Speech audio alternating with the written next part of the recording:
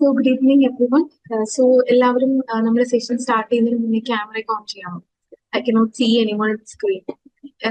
പറ്റുന്ന എല്ലാവരും പോസിബിൾ ആയിട്ടുള്ള എല്ലാവരും നമ്മുടെ ലാംഗ്വേജിലുള്ള ഫാമിലി മെമ്പേഴ്സ് ഒക്കെ തന്നെയാണ് മീറ്റിംഗിലുള്ളത്. അപ്പോൾ it will be really good if you could see everyone. നമ്മൾ വെരി ഒക്കേഷണലി ആണ് നമ്മൾ ഇങ്ങനെയുള്ള ഗ്യാതറിംഗ്സിനൊക്കെയാണ് നമ്മൾ എല്ലാവരും കാണാം. അപ്പോൾ എല്ലാവരും ക്യാമറ ഒക്കെ ഓൺ ചെയ്യുകയാണെങ്കിൽ that will be really wonderful. നമ്മുടെ ടീമിലുള്ള ലാംഗ്വേജിലുള്ള എല്ലാ ഫാമിലി മെമ്പേഴ്സ് ആണ് ജോയിൻ ചെയ്തിട്ടുള്ളത്. സോ പോസിബിൾ ആയിട്ട് എല്ലാവരും ക്യാമറ ഓൺ ചെയ്യും. സോ നമുക്കറിയുന്ന പോലെ ഇന്ന് ഒക്ടോബർ 2 നമ്മൾ ഗാന്ധി ജയന്തി ആഘോഷിക്കുകയാണ്. ഇന്ത്യയുടെ ചരിത്രത്തിൽ ഏറ്റവും കൂടുതൽ സ്വാധീനം ചെലുത്തിയ ലോകത്തിന്റെ ആഗമന ബഹുമാനം നേടിയിട്ടുള്ള വ്യക്തിത്വമാണ് നമ്മുടെ രാഷ്ട്രപതിയായിട്ടുള്ള ഗാന്ധിജി. 1869 ഒക്ടോബർ 2 ഗുജറാത്തിലെ പോർബന്തറിൽ ജനിച്ച മോഹൻദാസ് കരംചന്ദ് ഗാന്ധി 154 വർഷത്തിനപ്പുറം ഇന്ത്യൻ രാഷ്ട്രീയത്തിലും സമരങ്ങളെയും ജനാധിപത്യത്തെയും മതനിരപേക്ഷതയും കുറിച്ചുള്ള ചർച്ചകളിലും പ്രതിഫലിക്കുന്നുണ്ട് എന്ന് തന്നെയാണ് ഈ ദിവസത്തെ ഇത്രയ്ക്കും പ്രാധാന്യമുള്ളതാക്കുന്നത്. ഗാന്ധി ഇന്ത്യയുടെ ചരിത്രത്തിലും ഇന്ത്യക്കാരുടെ ജീവിതത്തിലും കൊണ്ടുവന്നിട്ടുള്ള മാറ്റങ്ങൾ വലുതാണ്. ഇന്ത്യയിലെ ഇന്ന് കാണുന്ന പരമാധികാര മതേതര ജനാധിപത്യ രാഷ്ട്രമാക്കുന്നതിന്റെ മുൻപതിൽ തന്നെയാണ് ഗാന്ധി നിലനിന്നിട്ടുള്ളത്. ഈ ഗാന്ധി ജയന്തി ദിനത്തിൽ അദ്ദേഹത്തെ സ്മരിക്കുകയും അദ്ദേഹം ഉയർത്തിയ ആദർശങ്ങളെ നെഞ്ചോട് ചേർക്കുകയും ചെയ്യും. So once again welcome to Gandhi Jayanti 2024 celebration by the team language. So നമുക്കറിയുന്ന പോലെ തന്നെ നമ്മൾ എല്ലാ പ്രാവശ്യവും ലാംഗ്വേജ് പുതിയ പുതിയ ആശയങ്ങളുമായിട്ടാണ് നിങ്ങളുടെ മുന്നിലേക്ക് വരുന്നത്. നമുക്കറിയാം നമ്മളുടെ ഓണം സെലിബ്രേഷൻ ഒക്കെ കഴിഞ്ഞു. അതിനുശേഷമുള്ള നമ്മുടെ നെക്സ്റ്റ് ഒരു എല്ലാവരും കൂടിയിട്ടുള്ള ഗ്യാതറിംഗ് ആണ് ഈ ഗാന്ധി ജയന്തി സെലിബ്രേഷൻ. അപ്പൊ ഗാന്ധി ജയന്തി സെലിബ്രേഷനോടനുബന്ധിച്ച് നമ്മളൊരു പ്രീ ഇവന്റ്സുകൾ കണ്ടക്ട് ചെയ്തിരുന്നു.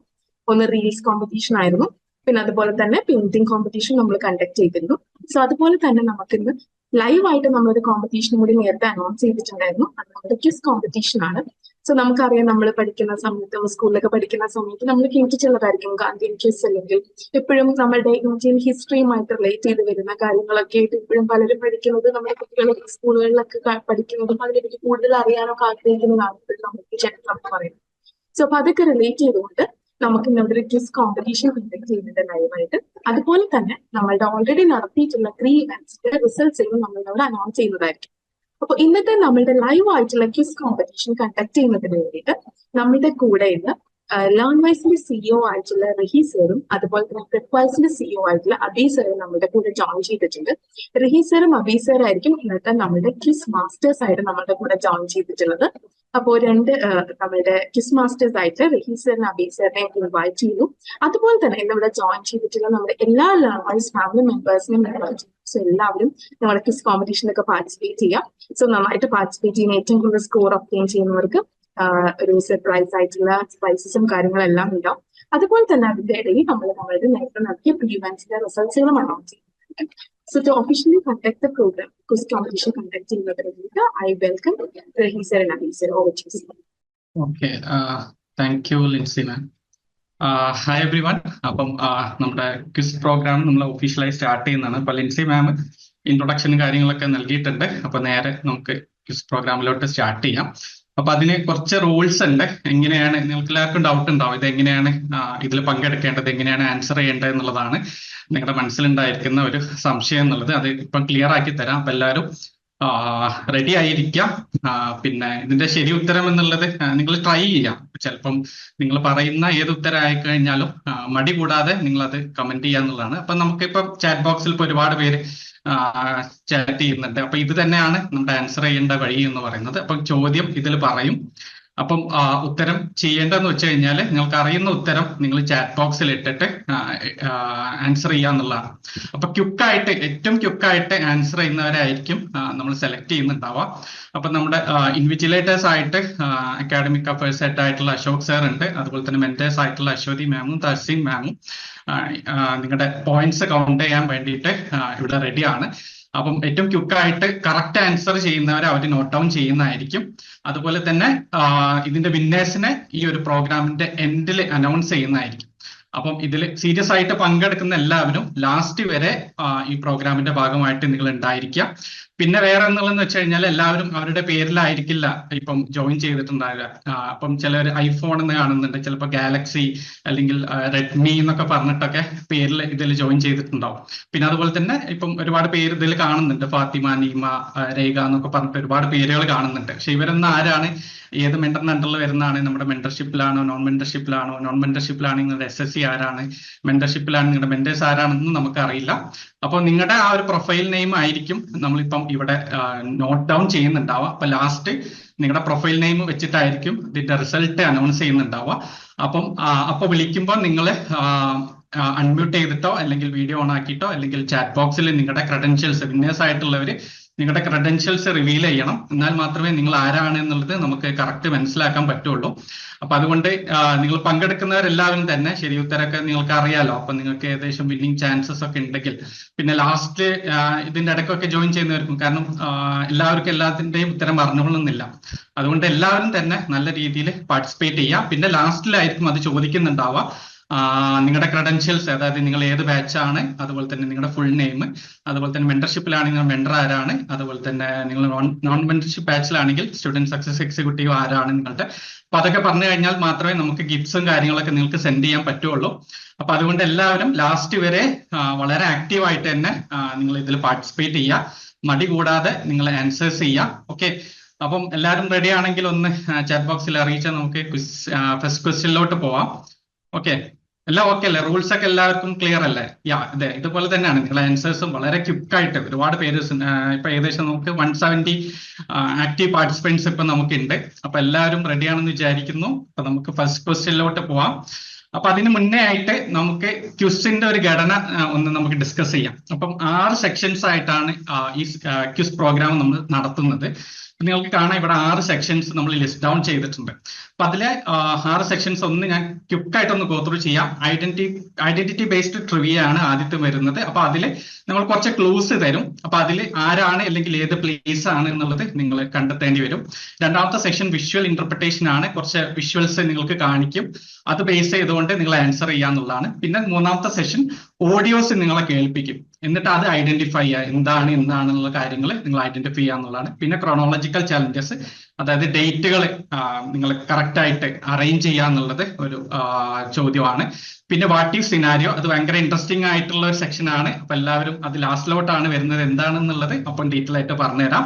പിന്നെ ഒരു ഇന്ററാക്റ്റീവ് സ്റ്റോറി ടെല്ലിംഗ് ആണ്. ഒരു കഥ പോലെ ഒരു കാര്യം പറയും, അതിന്റെ ലാസ്റ്റിൽ നിങ്ങൾ അതിന്റെ ഉത്തരം പറയുക എന്നുള്ളതാണ്. അങ്ങനെ 6 സെക്ഷൻസ് ആയിട്ടാണ് നമ്മൾ ഡിവൈഡ് ചെയ്തിട്ടുള്ളത്. ഇപ്പൊ ഇതിൽ ആദ്യത്തെ സെക്ഷൻ ഞാനായിരിക്കും കൈകാര്യം ചെയ്യുന്നുണ്ടാവുക. അതിനുശേഷം സെക്ഷൻ 2 മുതൽ 6 വരെ അഭയ് സാർ ഉണ്ടായിരിക്കും. അഭയ് സാർ ആയിരിക്കും പിന്നെ അങ്ങോട്ട് അവിടുന്ന് സെക്ഷൻസ് കൈകാര്യം ചെയ്യുന്നുണ്ടായിരിക്കും. ഓക്കെ, അപ്പൊ എല്ലാവരും ഫസ്റ്റ് സെക്ഷനിലെ ഫസ്റ്റ് ക്വസ്റ്റ്യനിലോട്ട് തയ്യാറാണെങ്കിൽ ഒന്ന് ചാറ്റ് ബോക്സിൽ അറിയിച്ചാൽ നമുക്ക് ഫസ്റ്റ് ക്വസ്റ്റ്യനിലോട്ട് പോവാം. ഓക്കെ, ഇതാ ഒരുപാട് പേര് എല്ലാവരും തയ്യാറാണ് അല്ലെ? ഓക്കെ, അപ്പം നമ്മുടെ ഇൻവിജിലേറ്റേഴ്സ് റെഡി ആണെന്ന് വിചാരിക്കുന്നു. അപ്പം കറക്റ്റ് ആദ്യം ക്വിക്കായിട്ട് ആൻസർ ചെയ്യുന്നവർക്കായിരിക്കും നമ്മുടെ ക്വിക്കായിട്ട് ആൻസർ എന്ന് പറഞ്ഞാൽ കറക്റ്റ് ആൻസർ ചെയ്യുന്നവരായിരിക്കും നമ്മൾ നോട്ട് ചെയ്യുന്നുണ്ടാവും കേട്ടോ. ഓക്കെ, പിന്നെ ഇതിൽ ഓരോ ക്ലൂ കാര്യങ്ങളൊക്കെ ഉണ്ടാവും. അപ്പം അതിൽ നിങ്ങൾക്ക് ചാടിക്കേറി നിങ്ങൾ ഉത്തരം പറഞ്ഞു കഴിഞ്ഞാൽ തെറ്റിപ്പോയ ഒരാൾക്ക് ഒരു വട്ടം മാത്രമേ, അതെല്ലാവരും ശ്രദ്ധിക്കുക, നമ്മുടെ ഇൻവിജിലേറ്റേഴ്സ് പ്രത്യേകം ശ്രദ്ധിക്കുക. ഒരാള് 2ൽ കൂടുതൽ ഉത്തരം അല്ലെങ്കിൽ 1ൽ കൂടുതൽ ഉത്തരം പറയുന്നില്ല, ഡിഫറെന്റ് ഉത്തരം പറഞ്ഞു കഴിഞ്ഞാൽ അത് ആൻസർ ആയി പരിഗണിക്കില്ല കേട്ടോ. നിങ്ങൾ ആദ്യം എന്താണോ പറയുന്നത് അതായിരിക്കും അവർ നോക്കുന്നുണ്ടാവുക. ഓക്കെ, അപ്പൊ കറക്റ്റ് ആയിട്ട് എല്ലാ ക്ലൂസ് ഒക്കെ നോക്കിയിട്ട് നിങ്ങൾക്ക് കോൺഫിഡന്റ് ആണെങ്കിൽ കറക്റ്റ് ആയിട്ട് ആദ്യം പറയുന്നവർക്കാണ് ചാൻസ്. എന്നിരുന്നാലും കുറച്ച് സിമ്പിൾ ആയിട്ടുള്ള ക്വസ്റ്റ്യൻസ് ഒക്കെ ഉണ്ടായിരിക്കും. കേൾക്കാമോ? ഒരു തവണ മാത്രം ടൈപ്പ് ചെയ്താൽ മതി പറഞ്ഞ ഒരാള്, അല്ലെങ്കിൽ മൾട്ടിപ്പിൾ. അതെ അതെ അതെ അതെ, 1ൽ കൂടുതൽ തവണ നിങ്ങൾ ചെയ്യരുത്, അത് നമുക്ക് ബുദ്ധിമുട്ടുണ്ടാക്കും. കാരണം നമ്മളിങ്ങനെ വിർച്വൽ ആയിട്ട് ചെയ്യുന്നല്ലേ. അപ്പൊ അതുകൊണ്ട് തന്നെ ഒറ്റ തവണ മാത്രമേ നിങ്ങൾ അത് ചെയ്യാൻ പാടുള്ളൂ. 1ൽ കൂടുതൽ ചെയ്തു കഴിഞ്ഞാൽ നിങ്ങൾ അത് പരിഗണിക്കില്ല നിങ്ങളുടെ ആൻസേഴ്സ്.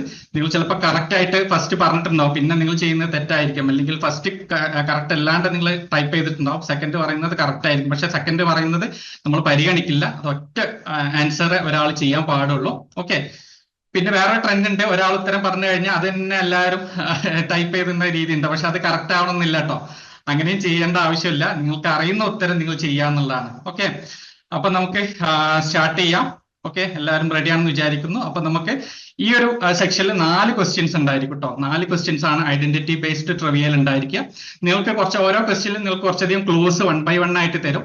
നിങ്ങൾ അതിൽ ഐഡന്റിഫൈ ചെയ്യേണ്ടത് ഒന്നുകിൽ ഒരു വ്യക്തിയെ ആയിരിക്കും, അല്ലെങ്കിൽ ഒരു സ്ഥലത്തെ ആയിരിക്കും നിങ്ങൾ ഐഡന്റിഫൈ ചെയ്യേണ്ടി വരും. ഓക്കെ, അപ്പൊ ഇതിന്റെ ഫസ്റ്റ് ക്വസ്റ്റ്യനിലോട്ട് പോവാണ്. ഓക്കെ, ഫസ്റ്റ് ക്വസ്റ്റ്യൻ ഇതാണ്. എക്സ് എന്നുള്ള ആളെയാണ് നിങ്ങൾ ഐഡന്റിഫൈ ചെയ്യേണ്ടത്. ഇന്ത്യൻ സിവിൽ സർവീസിൽ 1920 അദ്ദേഹം ഉണ്ടായിരുന്നു. 1921 അദ്ദേഹം ആ ജോലി രാജിവെച്ചിരുന്നു. ഓക്കെ, ഇതാണ് ഫസ്റ്റ് ക്ലൂ. ഓക്കെ, അടുത്ത ക്ലൂയിലോട്ട് പോവാം.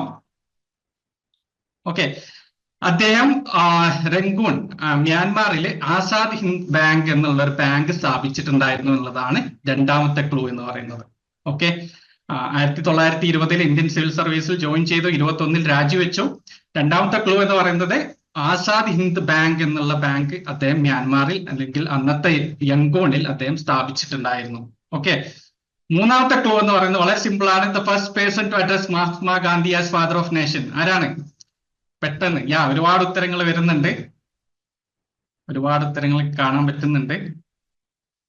ഓക്കെ, ഇത് വളരെ സിമ്പിൾ ആണ്. ലാസ്റ്റ് ക്ലൂ എല്ലാവർക്കും ഒരുവിധം എല്ലാവർക്കും അഡ്രസ് ചെയ്യാൻ പറ്റുന്ന രീതിയിലാണ് ചെയ്തിട്ടുള്ളത്. നമുക്ക് ഒരുപാട് ഉത്തരങ്ങൾ വന്നിട്ടുണ്ട്. അപ്പം തുടക്കത്തിൽ തന്നെ കുറെ ആൾക്കാർ പറഞ്ഞതുകൊണ്ട് നമുക്ക് ആൻസറിലോട്ട് പോവാം. ഇതായിരുന്നു 3 ക്ലൂ. അദ്ദേഹം 1920 ഇന്ത്യൻ സിവിൽ സർവീസിൽ ജോയിൻ ചെയ്തു, 21 അദ്ദേഹം റിസൈൻ ചെയ്തു. ആസാദ് ഹിന്ദ് ബാങ്ക് എന്നുള്ള ബാങ്ക് റംഗൂണിൽ ഇന്നത്തെ മ്യാൻമാറിൽ അദ്ദേഹം സ്ഥാപിച്ചിട്ടുണ്ടായിരുന്നു. മഹാത്മയെ ഫാദർ ഓഫ് നേഷൻ എന്ന് അദ്ദേഹം അഡ്രസ് ചെയ്തിട്ടുണ്ടായിരുന്നു. മൂന്നാമത്തെ ക്ലൂവിലാണ് നമുക്ക് ആൻസേഴ്സ് വന്നു തുടങ്ങിയത്. അപ്പൊ ആരാണ് ഉത്തരം? ആരാണ് ഉത്തരം? നിങ്ങൾ എല്ലാവരും ചെയ്ത പോലെ തന്നെ സുഭാഷ് ചന്ദ്രബോസ്. അതാണ് കറക്റ്റ് ആൻസർ എന്ന്. അപ്പൊ ഒരുപാട് പേര് ആൻസർ ചെയ്തിട്ടുണ്ട്, കറക്റ്റ് ആയിട്ട് ഒരുപാട് പേര് ചെയ്തിട്ടുണ്ട്. അപ്പൊ ആരാണ് ഫസ്റ്റ് ചെയ്തിട്ട് എന്നുള്ളത് ഞാൻ ജസ്റ്റ് ഒന്ന് നോക്കാം. ഫ്രാങ്ക്ലിൻ ആണ്. അതുപോലെ തന്നെ ഫാത്തിമ,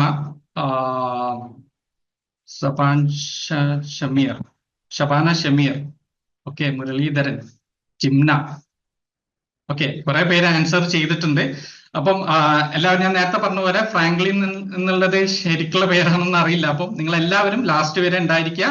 പ്രത്യേകിച്ച് ആൻസർ ഒക്കെ ചെയ്യുന്നവര് ലാസ്റ്റിൽ നിങ്ങൾ ഇല്ലെങ്കിൽ നമ്മൾ ചോദിക്കുമ്പോൾ നിങ്ങളുടെ ക്രെഡൻഷ്യൽസ് കാര്യങ്ങൾ പറഞ്ഞു തന്നിട്ടില്ലെങ്കിൽ നമുക്ക് ഗിഫ്റ്റ്സ് കാര്യങ്ങളൊന്നും അയക്കാൻ നിങ്ങൾക്ക് പറ്റില്ല. അപ്പൊ എല്ലാവരും ലാസ്റ്റ് വരെ ഉണ്ടായിരിക്കണമെന്ന് ഒന്നും കൂടി റിക്വസ്റ്റ് ചെയ്യാണ്. ഓക്കെ, അപ്പൊ സുഭാഷ് ചന്ദ്രബോസ് ആണ് നമ്മുടെ ഒന്നാമത്തെ ക്വസ്റ്റ്യന്റെ ആൻസർ എന്ന് പറയുന്നത്. അപ്പൊ കൺഗ്രാറ്റുലേഷൻ ടു എവ്രി വൺ. എല്ലാവരും നല്ല രീതിയിൽ തന്നെ ട്രൈ ചെയ്തിട്ടുണ്ട്. സിമ്പിൾ ആയിട്ടുള്ള ചോദ്യമായിരുന്നു അല്ലെ? ഓക്കെ, അങ്ങനെയാണെങ്കിൽ നമുക്ക് അടുത്ത ചോദ്യത്തിലോട്ട് പോവാം.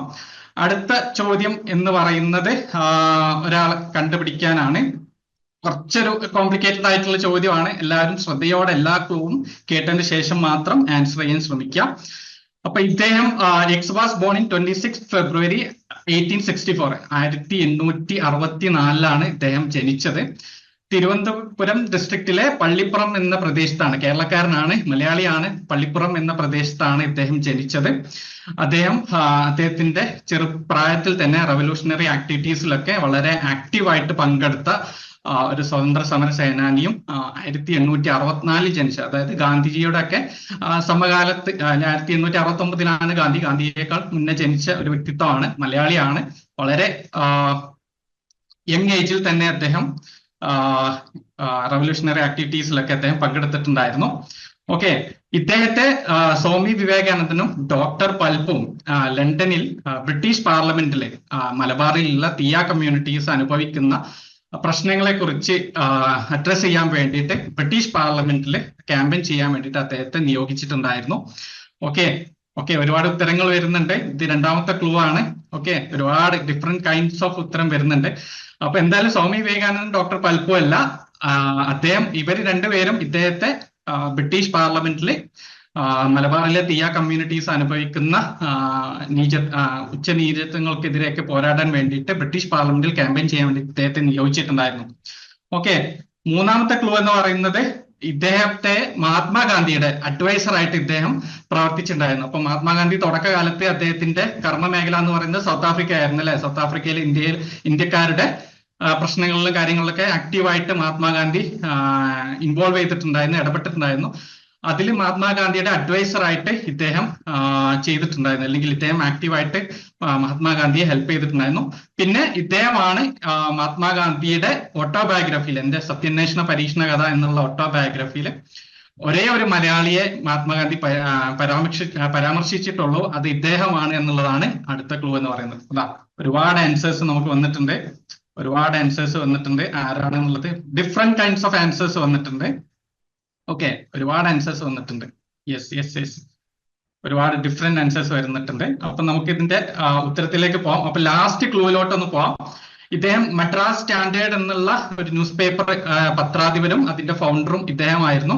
അപ്പം ട്രാവൻകൂർ ദിവാന്റെ എതിരെ അല്ലെങ്കിൽ അദ്ദേഹത്തിന്റെ പോളിസിക്ക് എതിരെ വളരെ വോക്കലായിട്ട് സംസാരിച്ചിരുന്ന മദ്രാസ് സ്റ്റാൻഡേർഡ് എന്നുള്ള പത്രത്തിന്റെ പത്രാധിപരും ഫൗണ്ടറും ഇദ്ദേഹമായിരുന്നു. അപ്പൊ 4 ക്ലൂവും നമ്മൾ ഡിസ്കസ് ചെയ്ത് കഴിഞ്ഞു. ഇപ്പൊ കുറെ ആൻസേഴ്സ് വന്നിട്ടുണ്ട്. അപ്പൊ നിങ്ങൾ എല്ലാവരും ഇതിന്റെ ആൻസർ ഏതാണെന്നുള്ളത് ആകാംക്ഷയോടെ കാത്തിരിക്കുന്നതാണ്. ഇപ്പൊ GP പിള്ള എന്ന് പറയുന്നുണ്ട്, കേശവ മേനോൻ എന്ന് പറയുന്നുണ്ട്, സൗമി വിവേകാനന്ദ, പിന്നെ ഏതൊക്കെ ഉത്തരം, സഹോദരൻ അയ്യപ്പൻ, ശങ്കര നാരായണൻ, അങ്ങനെ ഒരുപാട് ഉത്തരങ്ങൾ വരുന്നുണ്ട്. ഓക്കെ, അപ്പം ആരാണെന്നുള്ളത് നമുക്ക് നോക്കാല്ലേ. ബാരിസ്റ്റർ GP പിള്ള എന്ന് പറഞ്ഞിട്ടുള്ള എല്ലാവർക്കും പോയിന്റ്സ് കൊടുക്കേണ്ടതാണ്. അപ്പൊ ഇതിൽ ഫസ്റ്റ് പറഞ്ഞത് ആരാണ്? ഫസ്റ്റ് ആയിട്ട് പറഞ്ഞിട്ടുള്ളത് രജിതയാണ്. രജിത R GP പിള്ള എന്ന് പറഞ്ഞിട്ടുണ്ട്. ടീന പറഞ്ഞിട്ടുണ്ട് ബാരിസ്റ്റർ GP പിള്ള എന്ന് കറക്റ്റ് ആയിട്ട് പറഞ്ഞിട്ടുണ്ട്. ഓക്കെ, പിന്നെ വെറും പിള്ള എന്ന് ചോദിച്ചിട്ടുണ്ട്. അത് ഉത്തരമായിട്ട് കണക്കാക്കാൻ പറ്റുമെന്ന് അറിയില്ല. പിന്നെ ഐഫോൺ ജിയോ പിള്ള എന്നൊക്കെ പറയുന്നുണ്ട്. കറക്റ്റ് ആയിട്ട് ഉത്തരം പറയണം. ചിലപ്പോൾ ടൈപ്പിംഗ് മിസ്റ്റേക്ക് ആയിരിക്കും, അതൊക്കെ പരിഗണിക്കാവുന്നതാണ്. GP പിള്ളേൻ തന്നെ ആയിരിക്കും ഉദ്ദേശിച്ചിട്ടുണ്ടായിരിക്കാം. വെറും പിള്ള എന്നുള്ളത് ക്വസ്റ്റ്യൻ മാർക്ക് ഇട്ടതുകൊണ്ട് അത് പരിഗണിക്കണമെന്നില്ല. അപ്പം ഉത്തരം ഇതാണ്, GP പിള്ള അല്ലെങ്കിൽ ബാരിസ്റ്റർ GP പിള്ളയാണ് ഇതിന്റെ ഉത്തരം വരുന്നത്. ഓക്കെ, ഇപ്പൊ എല്ലാവരും തേർഡ് ക്വസ്റ്റ്യനും ടൈപ്പിംഗ് മിസ്റ്റേക്ക് ആണ് ഐഫോൺ പറഞ്ഞിട്ടുള്ളത്. അത് പരിഗണിക്കാട്ടോ. അത് ടൈപ്പിംഗ് മിസ്റ്റേക്ക് ആണ്. അത് എവിഡന്റ് ആണ്. ജിയോ എന്നുള്ള GP. ഓക്കെ, അത് കുഴപ്പമില്ല. ഓക്കെ, ഇപ്പൊ രണ്ടാമത്തെ ഉത്തരം ഒരുപാട് പേര് കറക്റ്റ് ആയിട്ട് പറഞ്ഞിട്ടുണ്ട്. കുറച്ചൊരു മീഡിയം ലെവൽ ക്വസ്റ്റ്യൻ ആയിരുന്നു. നമ്മുടെ സുഭാഷ് ചന്ദ്ര ഫസ്റ്റ് ക്വസ്റ്റ്യന്റെ പോലെ അത്ര എളുപ്പമുള്ള അല്ല എന്നുള്ളത് മനസ്സിലായിട്ടുണ്ട്. പക്ഷെ എന്നാലും നല്ല രീതിയിൽ ഒരുപാട് പേര് ശരി ഉത്തരം പറഞ്ഞിട്ടുണ്ട്. Congratulations to everyone. അപ്പൊ അടുത്ത ചോദ്യത്തിലോട്ട് പോകാൻ റെഡി ആണെങ്കിൽ എല്ലാവരും ഒന്ന് റെസ്പോണ്ട് ചെയ്യാം. ഓക്കെ, റെഡി ആണെങ്കിൽ ഒന്ന് റെസ്പോണ്ട് ചെയ്യാം. ഓക്കെ. അപ്പൊ മൂന്നാമത്തെ ചോദ്യത്തിലോട്ട് നമ്മൾ കിടക്കുവാണ്. ഇത് ഈ പ്ലേസ് ഐഡന്റിഫൈ ചെയ്യാനാണ് പറയുന്നത്. ഷഹീദ് സ്മാരകം. ഒരു പിക്ചർ ഇവിടെ തന്നിട്ടുണ്ട്. ഈ മെമ്മോറിയൽ UP ഗോരഖ്പൂർ ഡിസ്ട്രിക്റ്റില്, ഗോരഖ്പൂർ ജില്ലയിലാണ് ഈ ഒരു മെമ്മോറിയൽ. നിങ്ങൾ ഇപ്പൊ ഈ ചിത്രത്തിൽ കാണുന്ന ഈ മെമ്മോറിയൽ സ്ഥിതി ചെയ്യുന്നത്. ഈ മെമ്മോറിയൽ സ്ഥിതി ചെയ്യുന്ന സ്ഥലം അല്ലെങ്കിൽ ആ സ്ഥലത്തെയാണ് നിങ്ങൾ ഐഡന്റിഫൈ ചെയ്യേണ്ടത്. ഫസ്റ്റ് ക്ലൂ ആണ്. ഓക്കെ, നമ്മള് ക്ലൂ 1 നിങ്ങൾക്ക് മനസ്സിലായെന്ന് വിചാരിക്കുന്നു. ഇവിടെ ഒരു മെമ്മോറിയൽ ഇവിടെ കൊടുത്തിട്ടുണ്ട്. അപ്പൊ അത് UP ഗോരഖ്പൂർ ഡിസ്ട്രിക്റ്റിലാണ് ഇത് സ്ഥിതി ചെയ്യുന്നത്. ഓക്കെ, ഷഹീദ് സ്മാരക് എന്നാണ് ഈ ഒരു മെമ്മോറിയലിന്റെ പേര് എന്ന് പറയുന്നത്. ഓക്കെ, ഒരുപാട് പേര് ചാടിക്കയറി പറയേണ്ട ആവശ്യമില്ല. ഇതൊന്നല്ല ഉത്തരം വരുന്നത്. ഓക്കെ, ലക്നൗ എന്നൊക്കെ പറഞ്ഞിട്ട് ഒരുപാട് പേര് അയൺ പില്ലർ എന്നൊക്കെ പറയുന്നുണ്ട്. ഓക്കെ, രണ്ടാമത്തെ ക്ലൂ എന്ന് പറയുന്നത് ബ്രിട്ടീഷേഴ്സ് ആണ്. ഇത് നല്ലൊരു ക്ലൂ ആണ്. ഒന്ന് സൂക്ഷിച്ച് എല്ലാവരും ഒന്ന് കമന്റ് ചെയ്യാം. ഓക്കെ, ബ്രിട്ടീഷേഴ്സ് ആണ് ഈ ഒരു മെമ്മോറിയൽ നിർമ്മിച്ചിട്ടുള്ളത്. നോൺ കോർപ്പറേഷൻ മൂവ്മെന്റ്, അതായത് നമ്മുടെ നിസ്സഹകരണ പ്രസ്ഥാനമല്ലേ, നമ്മുടെ 1920-കളിൽ ഗാന്ധിജി തുടങ്ങിയിട്ടുള്ള നിസ്സഹകരണ പ്രസ്ഥാനത്തിൽ ഒരു കൃത്യം നടന്നിട്ടുണ്ടായിരുന്നു. അതിൽ കുറച്ച് പോലീസുകാർ കൊല്ലപ്പെട്ടു. അതിന്റെ സ്മാരകാർത്ഥം ബ്രിട്ടീഷുകാർ നിർമ്മിച്ച ഒരു സ്മാരകമാണിത്. ഓക്കെ, അതാണ് ഈ സ്ഥലത്തിന്റെ പേര് എന്ന് പറയുന്നത്. വളരെ ഈസി ആയിട്ടുള്ള സിമ്പിൾ ആയിട്ടുള്ള ഒരു ക്ലൂ ആണ്. എല്ലാവർക്കും ചിന്തിച്ചാൽ പെട്ടെന്ന് കിട്ടാവുന്നതാണ്. ഓക്കെ, അപ്പൊ നമ്മള് അടുത്ത ക്ലൂയിലോട്ട് പോകുന്നതാണ്. അപ്പൊ നിങ്ങൾക്ക് മനസ്സിലായല്ലോ, നിസ്സഹകരണ പ്രസ്ഥാനവുമായി ബന്ധപ്പെട്ട് നടന്നിട്ടുള്ള ഒരു ഇൻസിഡന്റിന്റെ ബേസിസിൽ കുറച്ച് പോലീസുകാർ കൊല്ലപ്പെടുകയുണ്ടായി. അതിന് അനുസ്മരണാർത്ഥം ബ്രിട്ടീഷുകാർ നിർമ്മിച്ച ഒരു സ്മാരകമാണിത്. ഓക്കെ, പിന്നെ അതുപോലെ തന്നെ ഇന്ത്യൻ റെയിൽവേ ഈ ഒരു സ്ഥലത്തേക്ക് ഫ്രം ഗോരഖ്പൂർ ടു കാൺപൂരിലോട്ട് ഒരു ട്രെയിൻ സർവീസ് തുടങ്ങിയിട്ടുണ്ട്. അത് ഈ ഒരു സ്ഥലത്തും ആ ട്രെയിനിന്റെ പേരെന്ന് പറയുന്നത് ഈ സ്ഥലവുമായി ബന്ധപ്പെട്ടതാണ്, അല്ലെങ്കിൽ സ്ഥലത്തിന്റെ പേരിലാണ് ആ ട്രെയിൻ സർവീസ് അറിയപ്പെടുന്നത്. അതാണ് മൂന്നാമത്തെ ക്ലൂ. ഓക്കെ, സ്വാതന്ത്ര്യാനന്തരം Indian government Gorakhpur to Kanpur റൂട്ടിലെ ഒരു ട്രെയിൻ സർവീസ് സ്റ്റാർട്ട് ചെയ്തിട്ടുണ്ട്. അത് ഈ ഒരു സ്ഥലത്തിന്റെ പേര് വെച്ചിട്ടാണ് ഈ ഒരു സ്ഥലം അറിയപ്പെടുന്നത്. ഓക്കെ, അപ്പൊ ഇതാണ് മൂന്നാമത്തെ ക്ലൂ. അപ്പൊ 3 ക്ലൂ നമ്മളിവിടെ ഡിസ്കസ് ചെയ്ത് കഴിഞ്ഞു. ഒരു പിക്ചർ നിങ്ങളെ കാണിച്ചു. അത് നോൺ കോഓപ്പറേഷൻ മൂവ്മെന്റ്, നിസ്സഹകരണ പ്രസ്ഥാനവുമായി ബന്ധപ്പെട്ടതാണ്. കുറച്ചധികം പോലീസുകാർ കൊല്ലപ്പെട്ട ഒരു ഇൻസിഡന്റ് ആണ്. ഗാന്ധിജി നിസ്സഹകരണ പ്രസ്ഥാനം നിർത്താൻ വേണ്ടിയിട്ടൊക്കെ കാരണമായിട്ടുള്ള ഒരു സംഭവം കൂടിയാണ് അത്. നിങ്ങളൊക്കെ നിങ്ങളുടെ ഹൈസ്കൂളുകളിൽ അല്ലെങ്കിൽ നിങ്ങളുടെ സ്കൂൾ കാലഘട്ടങ്ങളിൽ നിങ്ങൾ പഠിച്ചിട്ടുള്ള ഒരു ഇൻസിഡന്റ് ആണ്, ഒരു സംഭവമാണ്. ആ ഒരു സംഭവം എന്ന് പറയുന്നത് ഒരു സ്ഥലപ്പേരാണ്. ആ സ്ഥലപ്പേരിലാണ് ആ സംഭവം അറിയപ്പെടുന്നത്. അപ്പൊ അതെന്താണ് എന്നുള്ളതാണ് നിങ്ങൾ ഐഡന്റിഫൈ ചെയ്യേണ്ടത്. അപ്പൊ അതിന്റെ ഉത്തരം അറിയാൻ വേണ്ടിയിട്ട് എല്ലാവരും വെയിറ്റ് ചെയ്യാന്ന് വിചാരിക്കുന്നു. അതിന്റെ ഉത്തരം എന്ന് പറയുന്നത് യെസ്, ചൗരി ചൗരയാണ്. ഓക്കെ, ഉത്തരം ചൗരി ചൗരയാണ്. അപ്പൊ അതിൽ ഫസ്റ്റ് ആയിട്ട് കൂർക്ക വാർ മെമ്മോറിയൽ മീററ്റ് ആരാണ് ഉത്തരം പറഞ്ഞിട്ടുള്ളത്? ഫസ്റ്റ് ഉത്തരം പറഞ്ഞിട്ടുള്ളത് എനിക്ക് തോന്നുന്നത് ബാബു ആണ്. ചൗരി ചൗര എന്നുള്ളത് ബാബു. ഷെഫീഖാണ് അതിന് മുന്നേ പറഞ്ഞിട്ടുണ്ടോ? ഓക്കെ, അങ്ങനെ അശോക് സാർ ഒന്ന് പറയൂ, ആരാണ് ഫസ്റ്റ് പറഞ്ഞിട്ടുള്ളത്? ഷെഫീഖാണ് ഫസ്റ്റ് പറഞ്ഞിരിക്കുന്നത്. അതിന് ശേഷമാണല്ലേ ബാബു എന്നത്. പിന്നെ മുരളീധരൻ.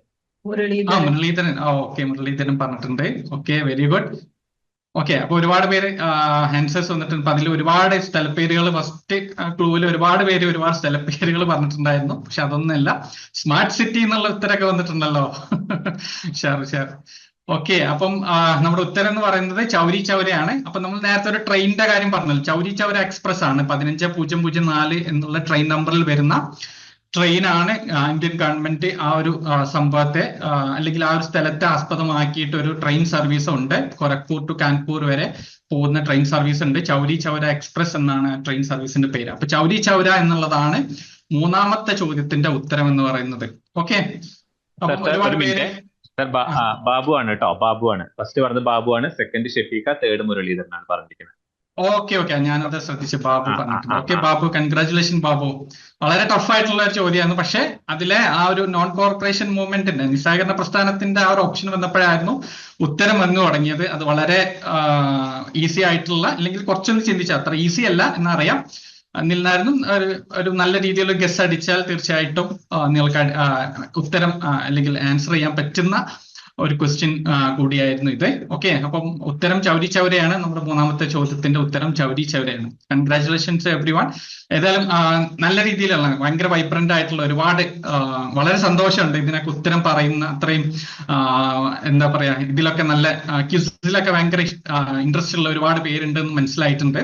അപ്പം ഇതിലൊക്കെ നിങ്ങൾക്ക് ചീറ്റ് ചെയ്യാന്നുള്ളത് വളരെ റെയർ ആണ്. കാരണം ആ രീതിയിൽ ഡയറക്റ്റ് ആയിട്ടുള്ള ക്വസ്റ്റ്യൻസ് വളരെ ചുരുക്കമാണ്. ഇനി അങ്ങോട്ട് വരുന്ന ക്വസ്റ്റ്യൻസും കുറച്ച് ട്രിക്കി ആയിരിക്കും. ഇപ്പം തുടക്കത്തിൽ നമ്മൾ കുറച്ച് ഈസി ആയിട്ടുള്ള ക്വസ്റ്റ്യൻസ് ഒക്കെ നിങ്ങൾക്ക് വെച്ചിട്ടുണ്ട് ആ ഒരു മൊമെന്റ് ക്രിയേറ്റ് ചെയ്യാൻ വേണ്ടിയിട്ട്. ഇനി അങ്ങോട്ടുള്ള പല സെഷൻസിലും വളരെ ഇൻട്രസ്റ്റിംഗ് ആയിട്ടുള്ള ഒരുപാട് കാര്യങ്ങൾ വരാൻ പോകുന്നുണ്ട്. അപ്പൊ എല്ലാവരും വെയിറ്റ് ചെയ്യുക, എല്ലാവരും ലാസ്റ്റ് വരെ ഉണ്ടായിരിക്കണമെന്ന് ഒന്നുകൂടി അഭ്യർത്ഥിക്കുകയാണ്. ഓക്കെ, അപ്പൊ നമ്മുടെ നാലാമത്തെ ചോദ്യത്തിലോട്ട് നമ്മൾ കിടക്കുകയാണ്. ഇതൊരു ബുക്കിനെ ആസ്പദമാക്കിയിട്ടുള്ളതാണ്. ഇപ്പൊ നിങ്ങൾ കണക്ട് ചെയ്യേണ്ടത് അല്ലെങ്കിൽ ഐഡന്റിഫൈ ചെയ്യേണ്ടത് ഈ പുസ്തകത്തിന്റെ ഓഥറിനെയാണ്, അല്ലെങ്കിൽ ഈ പുസ്തകം എഴുതിയ ആളെയാണ് നിങ്ങൾ ഐഡന്റിഫൈ ചെയ്യേണ്ടത്. അപ്പൊ ഫസ്റ്റ് ക്ലൂ എന്ന് പറയുന്നത് ഇത് റഷ്യയിൽ ബാൻ ചെയ്തിട്ടുള്ള, നിരോധിക്കപ്പെട്ട ഒരു പുസ്തകമാണ് ഇത്.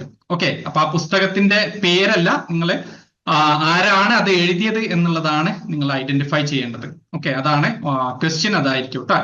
ഓക്കെ, അപ്പൊ രണ്ടാമത്തെ ക്ലൂയിലോട്ട് നമുക്ക് കയറാം. അപ്പം ഗാന്ധിജിയെ ഭയങ്കരമായിട്ട് ഇൻഫ്ലുവൻസ് ചെയ്തിട്ടുള്ള ഒരു ബുക്കുമാണ്. ആ ബുക്കിന്റെ ഓഥർ എന്ന് പറയുന്നത് ഗാന്ധിജിയെ വളരെ രീതിയിൽ ഇൻഫ്ലുവൻസ് ചെയ്തിട്ടുള്ള ഒരു വ്യക്തിത്വമാണ്. ഗാന്ധിജിയുടെ നോൺ വയലന്റ് റെസിസ്റ്റൻസ് സത്യാഗ്രഹ പോലെയുള്ള ഐഡിയോളജിയിലൊക്കെ ഗാന്ധിജിയെ വളരെയധികം ഇൻഫ്ലുവൻസ് ചെയ്തിട്ടുള്ള ഒരു വ്യക്തിയാണ് ഇദ്ദേഹം എന്നുള്ളതാണ് രണ്ടാമത്തെ ക്ലൂ. ഓക്കെ, മൂന്നാമത്തെ ക്ലൂ എന്ന് പറയുന്നത് പിക്ചറാണ്. അദ്ദേഹത്തിന്റെ പിക്ചർ ഇവിടെ കൊടുത്തിട്ടുണ്ട്. ആരാണ് ഇയാള് അല്ലെങ്കിൽ ഇദ്ദേഹം ആരാണ് എന്നുള്ളതാണ് നിങ്ങൾ കണ്ടെത്തേണ്ടത്. ഒരുപാട് ഉത്തരങ്ങൾ വരുന്നുണ്ട്. ഓക്കെ, ഒരുപാട് ഉത്തരങ്ങൾ വരുന്നുണ്ട്. പിക്ചറൊക്കെ കാണിച്ചപ്പോൾ രണ്ടാമത്തെ ക്ലൂവിൽ തന്നെ നമുക്ക് ഉത്തരങ്ങൾ വരാൻ തുടങ്ങിയിട്ടുണ്ടായിരുന്നു. Very good. ഓക്കെ, ഒരുപാട് ഉത്തരങ്ങൾ വരുന്നുണ്ട്. ഓക്കെ, അപ്പൊ നമുക്ക് നേരെ ആരാണ് എന്നുള്ളത് നോക്കാല്ലേ. ലിയോ ടോൾസ്റ്റോയ് ആണ്. ഒരുപാട് പേര് ഉത്തരം പറഞ്ഞിട്ടുണ്ട്.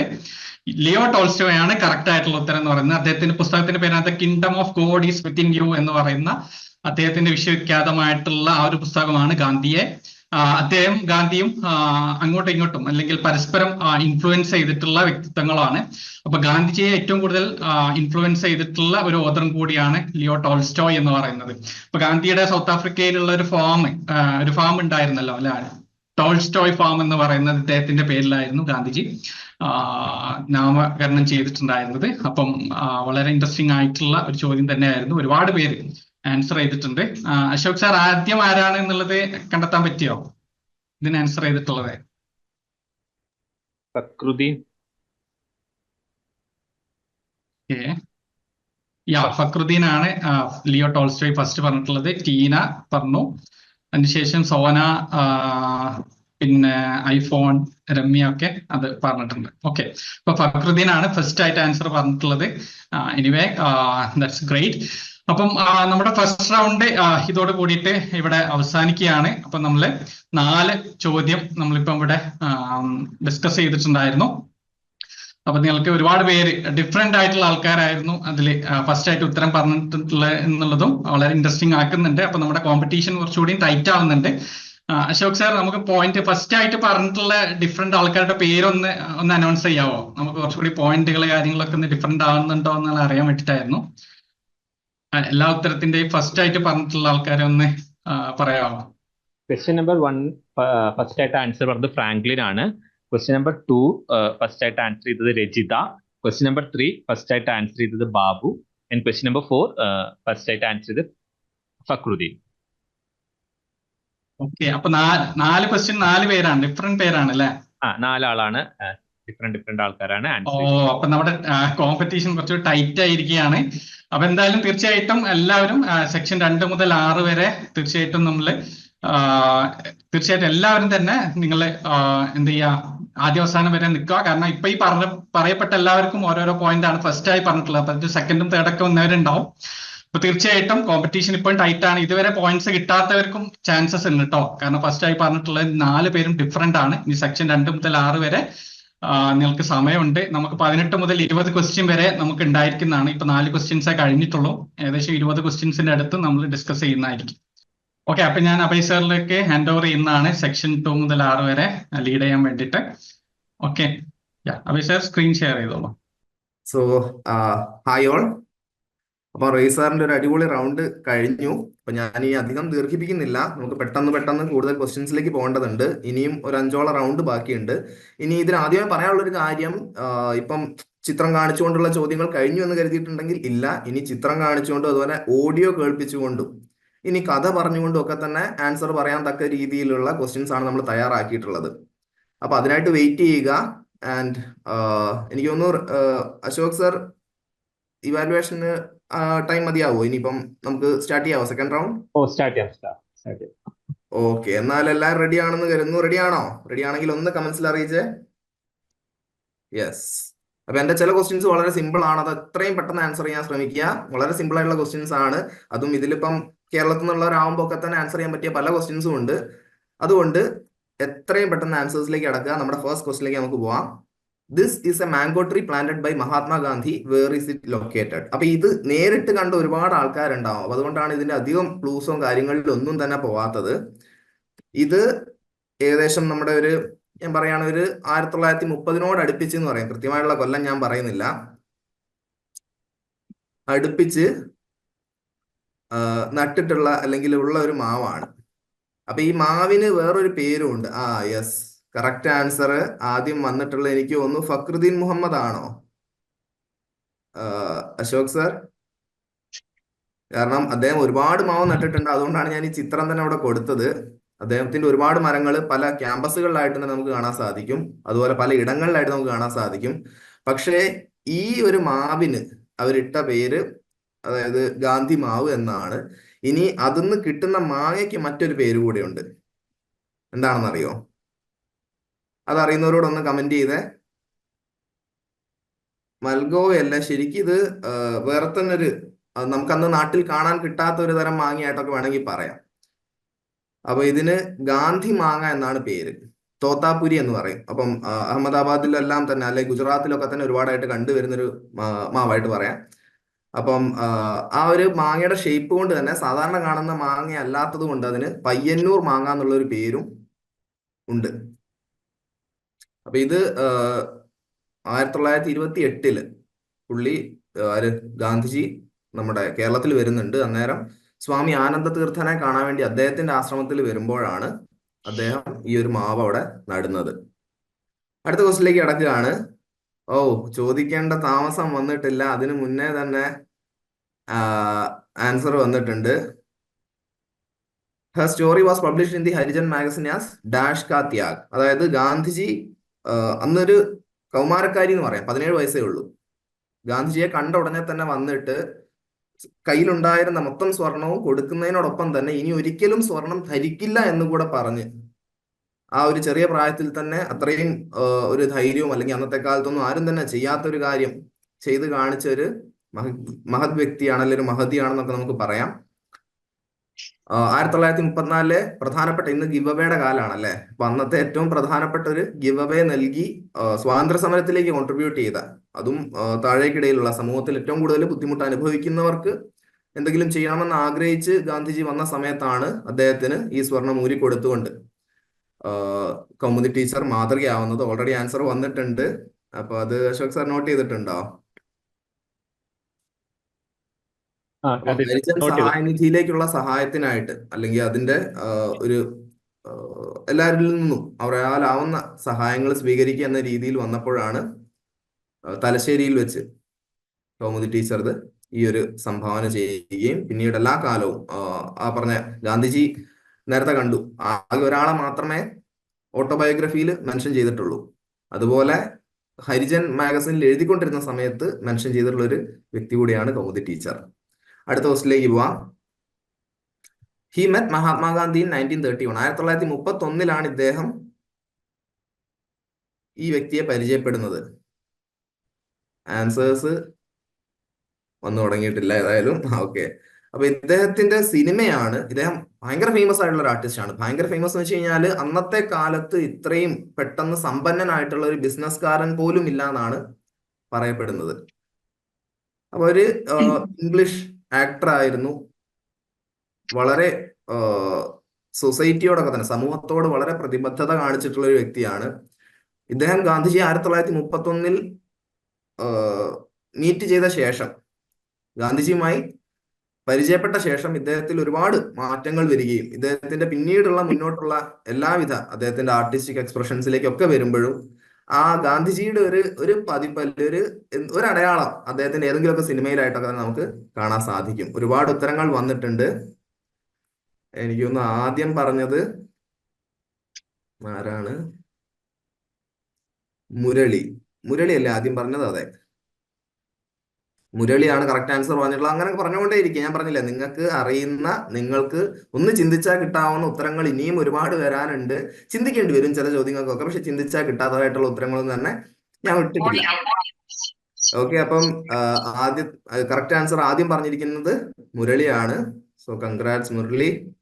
7ാമത്തെ ചോദ്യത്തിന്റെ കറക്റ്റ് ആൻസർ ചാർലി ചാപ്ലിൻ ആണ്. അപ്പൊ അദ്ദേഹമാണ് ഗാന്ധിജിയെ പറ്റി ദൈവം പോലുള്ളൊരു വ്യക്തി എന്നാണ് പറഞ്ഞത്. അല്ലെ, ദൈവത്തോട് ഉപമിക്കാൻ പറ്റുന്ന ആദർശങ്ങളുള്ള വ്യക്തിയായിട്ടാണ് അദ്ദേഹം മഹാത്മാഗാന്ധിയെ കണക്കാക്കിയിട്ടുള്ളത്.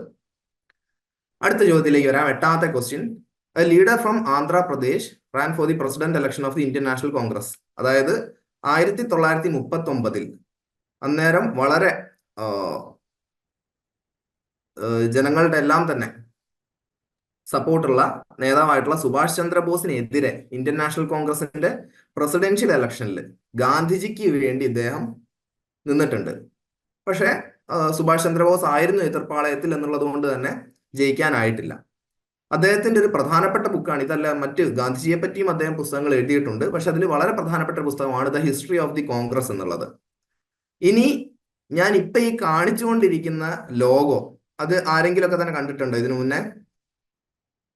ആരെങ്കിലും അതിനുള്ളില് ഉത്തരം വന്നു കഴിഞ്ഞു. എല്ലാവരും നല്ല പ്രിപ്പയർഡ് ആയിട്ടാണ് വന്നതെന്ന് തോന്നുന്നു. ടീനയാണെന്ന് തോന്നുന്നു ആദ്യം ആൻസർ പറഞ്ഞത്. കറക്റ്റ് ആൻസർ ആണ് പട്ടാഭി സീതാരാമയ്യ. രാമായണല്ല, രാമയ്യാണ്. പക്ഷെ അത് എനിക്കൊന്ന് ഓട്ടോ കറക്റ്റിൽ വന്നതായിട്ട് കണക്കാക്കാം. ആൻസർ കൊടുക്കാവുന്നതാണ്. അപ്പൊ ഈ ലോഗോ എന്തിന്റെയാണെന്ന് കൂടെ പറയാവോ? കൊട്ടാക്ക്. അത് കണ്ടാൽ നല്ല സമയമൊക്കെ ഉണ്ട് കൊട്ടാക്കുമായിട്ട്, പക്ഷെ കൊട്ടാക്കല്ല. ഹരി റൈറ്റ് ആൻസർ ആണ്. ആന്ധ്ര ബാങ്ക് ആണ്, പക്ഷെ അതിന് മാർക്ക് ഉണ്ടാവില്ല കേട്ടോ. നമ്മുടെ അതായത് വേണമെങ്കിൽ ഒരു ഹാഫ് മാർക്ക് കൊടുക്കാം. കാരണം ചോദ്യം രണ്ടും ഉണ്ട്. Identify the logo and the founder എന്നാണ് ചോദ്യം. അപ്പം രണ്ടും പറഞ്ഞവർക്ക് 2 മാർക്ക് കൊടുക്കാം. ആദ്യം പറഞ്ഞത് ഹരിയാണ്. ലോഗോയുടെ കാര്യം ആദ്യം പറഞ്ഞത് ഹരിയാണ്, പക്ഷെ ആളുടെ കാര്യം ആദ്യം പറഞ്ഞത് ടീനയാണ്. സോ ഹരിക്കും ടീനയ്ക്കും എനിക്ക് ഒരുപോലെ മാർക്ക് ഡിസേർവിംഗ് ആണ്. അതൊന്ന് അശോക് സാർ നോട്ട് ചെയ്യണേ. കാരണം ലോഗോയും അതുപോലെ തന്നെ ഫൗണ്ടറേയും ചോദിച്ചിട്ടുണ്ട്. രണ്ടും കറക്റ്റ് ആൻസർ ആണ്. അതായത് ആന്ധ്ര ബാങ്ക് ആണിത്. അതിന്റെ ഫൗണ്ടർ പട്ടാഭി സീതാരാമയ്യാണ്. മധ്യപ്രദേശിന്റെ ആദ്യ ഗവർണറും ഇദ്ദേഹമായിരുന്നു. Moving on. ചിത്രങ്ങൾ വെച്ചുള്ള മറ്റൊരു ചോദ്യമാണ്. ഞാൻ താഴെ കൊടുത്തിരിക്കുന്ന ചിത്രങ്ങളുടെ കണക്ഷൻ നിങ്ങൾ കണ്ടെത്തണം. ഓക്കെ, അപ്പൊ ആദ്യ സ്ലൈഡ് കണ്ടുകൊണ്ട് ആരും ഉത്തരം പറയാൻ നിൽക്കണ്ട. 2-3 സ്ലൈഡായിട്ടാണ് ചിത്രങ്ങൾ കൊടുത്തിട്ടുള്ളത്. ചിത്രം കഴിഞ്ഞാൽ ഞാൻ പറയാം. ഞാൻ വീണ്ടും വീണ്ടും മാറ്റി കാണിക്കുകയും ചെയ്യാം. അപ്പൊ അതൊന്ന് നോട്ട് ചെയ്യുക. ചിത്രത്തിൽ എന്താ ഉള്ളതെന്നുള്ളത് പ്രത്യേകം ഒന്ന് ശ്രദ്ധിച്ചാൽ നന്നാവും. റെഡിയാണോ? ചിത്രത്തിനെല്ലാം റെഡിയാണെന്ന് കരുതുന്നു. റെഡിയാണെ ഒന്ന് കമന്റ് ചെയ്യണേ. ഇടയ്ക്കിടയ്ക്ക് കമന്റ് ചെയ്തുകൊണ്ടിരിക്കുക. റെഡി ആണെങ്കിൽ നമുക്ക് ഇപ്പൊ ചിത്രങ്ങളിലേക്ക് പോവാം. അടിപൊളി. അപ്പൊ നമുക്ക് ആദ്യ ഇമേജിലേക്ക് പോകാട്ടോ. ആദ്യ ഇമേജിലേക്ക് പോകാം. ഇത് തമ്മിലുള്ള കണക്ഷൻ നിങ്ങൾ കണ്ടെത്തണം. എന്തെങ്കിലും കണക്ഷൻ കിട്ടുന്നുണ്ടോ കാണുമ്പോ? സ്ഥലം എവിടെയാണെന്ന് മനസ്സിലാവുന്നുണ്ടോ? സ്ഥലം മനസ്സിലാവാതിരിക്കാൻ സാധ്യതയില്ല. ഒരുവിധം ഒരുപാട് ആൾക്കാർക്കെങ്കിലും എന്തായാലും ഇത് കാണുമ്പോൾ മനസ്സിലായിട്ടുണ്ടാവും. പലയിടങ്ങളിലായിട്ട് നിങ്ങൾ ഈ ചിത്രം കണ്ടിട്ടുണ്ടാവും. ഏതാ സ്ഥലം എന്നുള്ളതൊന്ന് പറയാമോ? അറിയാവുന്നവര്? രമ്യ കറക്റ്റ് ആൻസർ ആണ്. കോഴിക്കോട് ബീച്ചാണ് ഈ കണ്ടുകൊണ്ടിരിക്കുന്നത്. ഓക്കെ, കോഴിക്കോട് ബീച്ചാണ് കാണുന്നത്. ഉത്തരം പറയാറായിട്ടില്ല. ഞാൻ വീണ്ടും പറയുന്നു, ഉത്തരം പറയാറായിട്ടില്ല. കോഴിക്കോട് ബീച്ചാണ്. അടുത്ത ഇമേജിലേക്ക് പോവാണേ. ഈ കണ്ടുകൊണ്ടിരിക്കുന്ന സ്ഥലം നോട്ട് ചെയ്ത് വെക്കുക. ഓക്കെ, ഒരു ചിത്രം കൂടെ ഉണ്ട്. ഒരു ചിത്രം കൂടെ കഴിഞ്ഞിട്ട് ആൻസർ പറഞ്ഞാൽ മതി. ഒരു ചിത്രം നിങ്ങൾ കണ്ടു. രണ്ടാമത്തെ ചിത്രം ഇതാണ്. ക്ഷേത്രപ്രവേശന വിളംബരത്തിന്റെ ഒരു ചിത്രമാണ്. ഇനി മൂന്നാമത്തത് ഇതാണ്. അപ്പൊ ഇതിന്ന് നിങ്ങൾക്ക് മനസ്സിലാക്കാൻ പറ്റുന്ന കാര്യം എന്താണ്?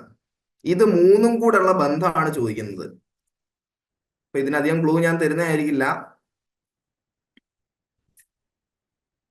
മൂന്നും കൂടെ ഈ 3 ചിത്രങ്ങൾ ഞാൻ വീണ്ടും വീണ്ടും ചിത്രങ്ങൾ കാണിക്കാം. ഇത് വടകര, ഇത് ക്ഷേത്രപ്രവേശന വിളംബരം, ഇത് വടകരയും അതുപോലെ തന്നെ ഗാന്ധി സ്മൃതി എന്നുള്ളൊരു ബിൽഡിംഗ് ഉണ്ട് കേട്ടോ അവിടെ.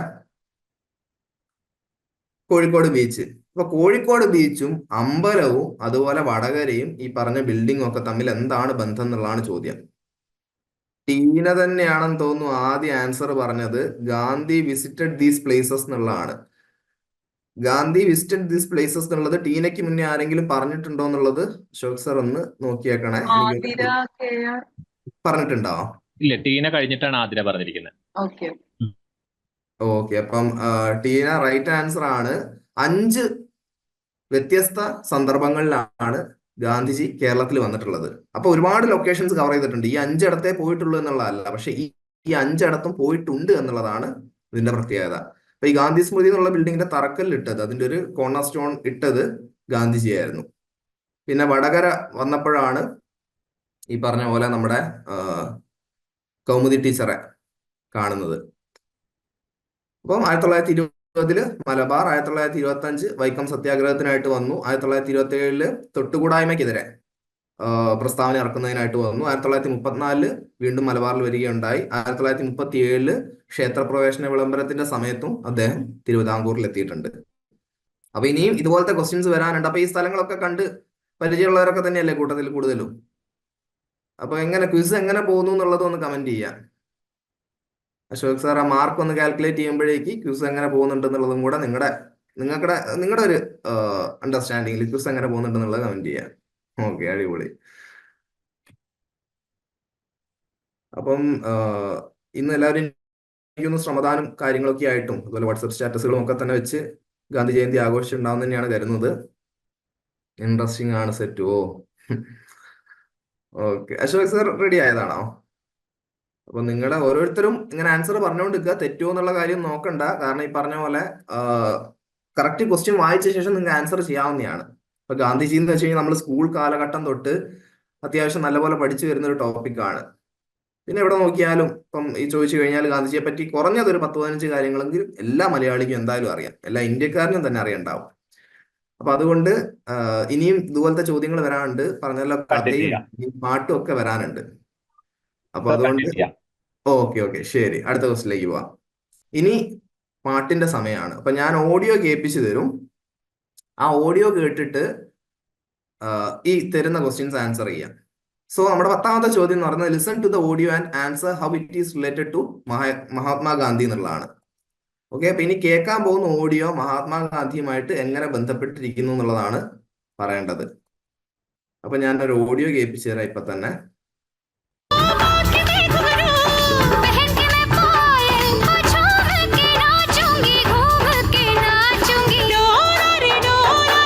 Okay, fine. സോ ഇതായിരുന്നു പാട്ട്. ഓക്കെ, ഉത്തരം ഓൾറെഡി വന്നിട്ടുണ്ട്. ഒരുപാട് ഉത്തരം വന്നിട്ടുണ്ട്. പറഞ്ഞപ്പോ തന്നെ ഉത്തരങ്ങൾ വന്നിട്ടുണ്ട്. അപ്പൊ ആദ്യം പറഞ്ഞത് അർഷിതയാണ് സർ, അർഷിത. അർഷിത. അർഷിത നിഷാഖ് അല്ലേ? ടീനയാണ് ദേവദാസ് സണ്ണ് പറഞ്ഞ ടീനയാണ്.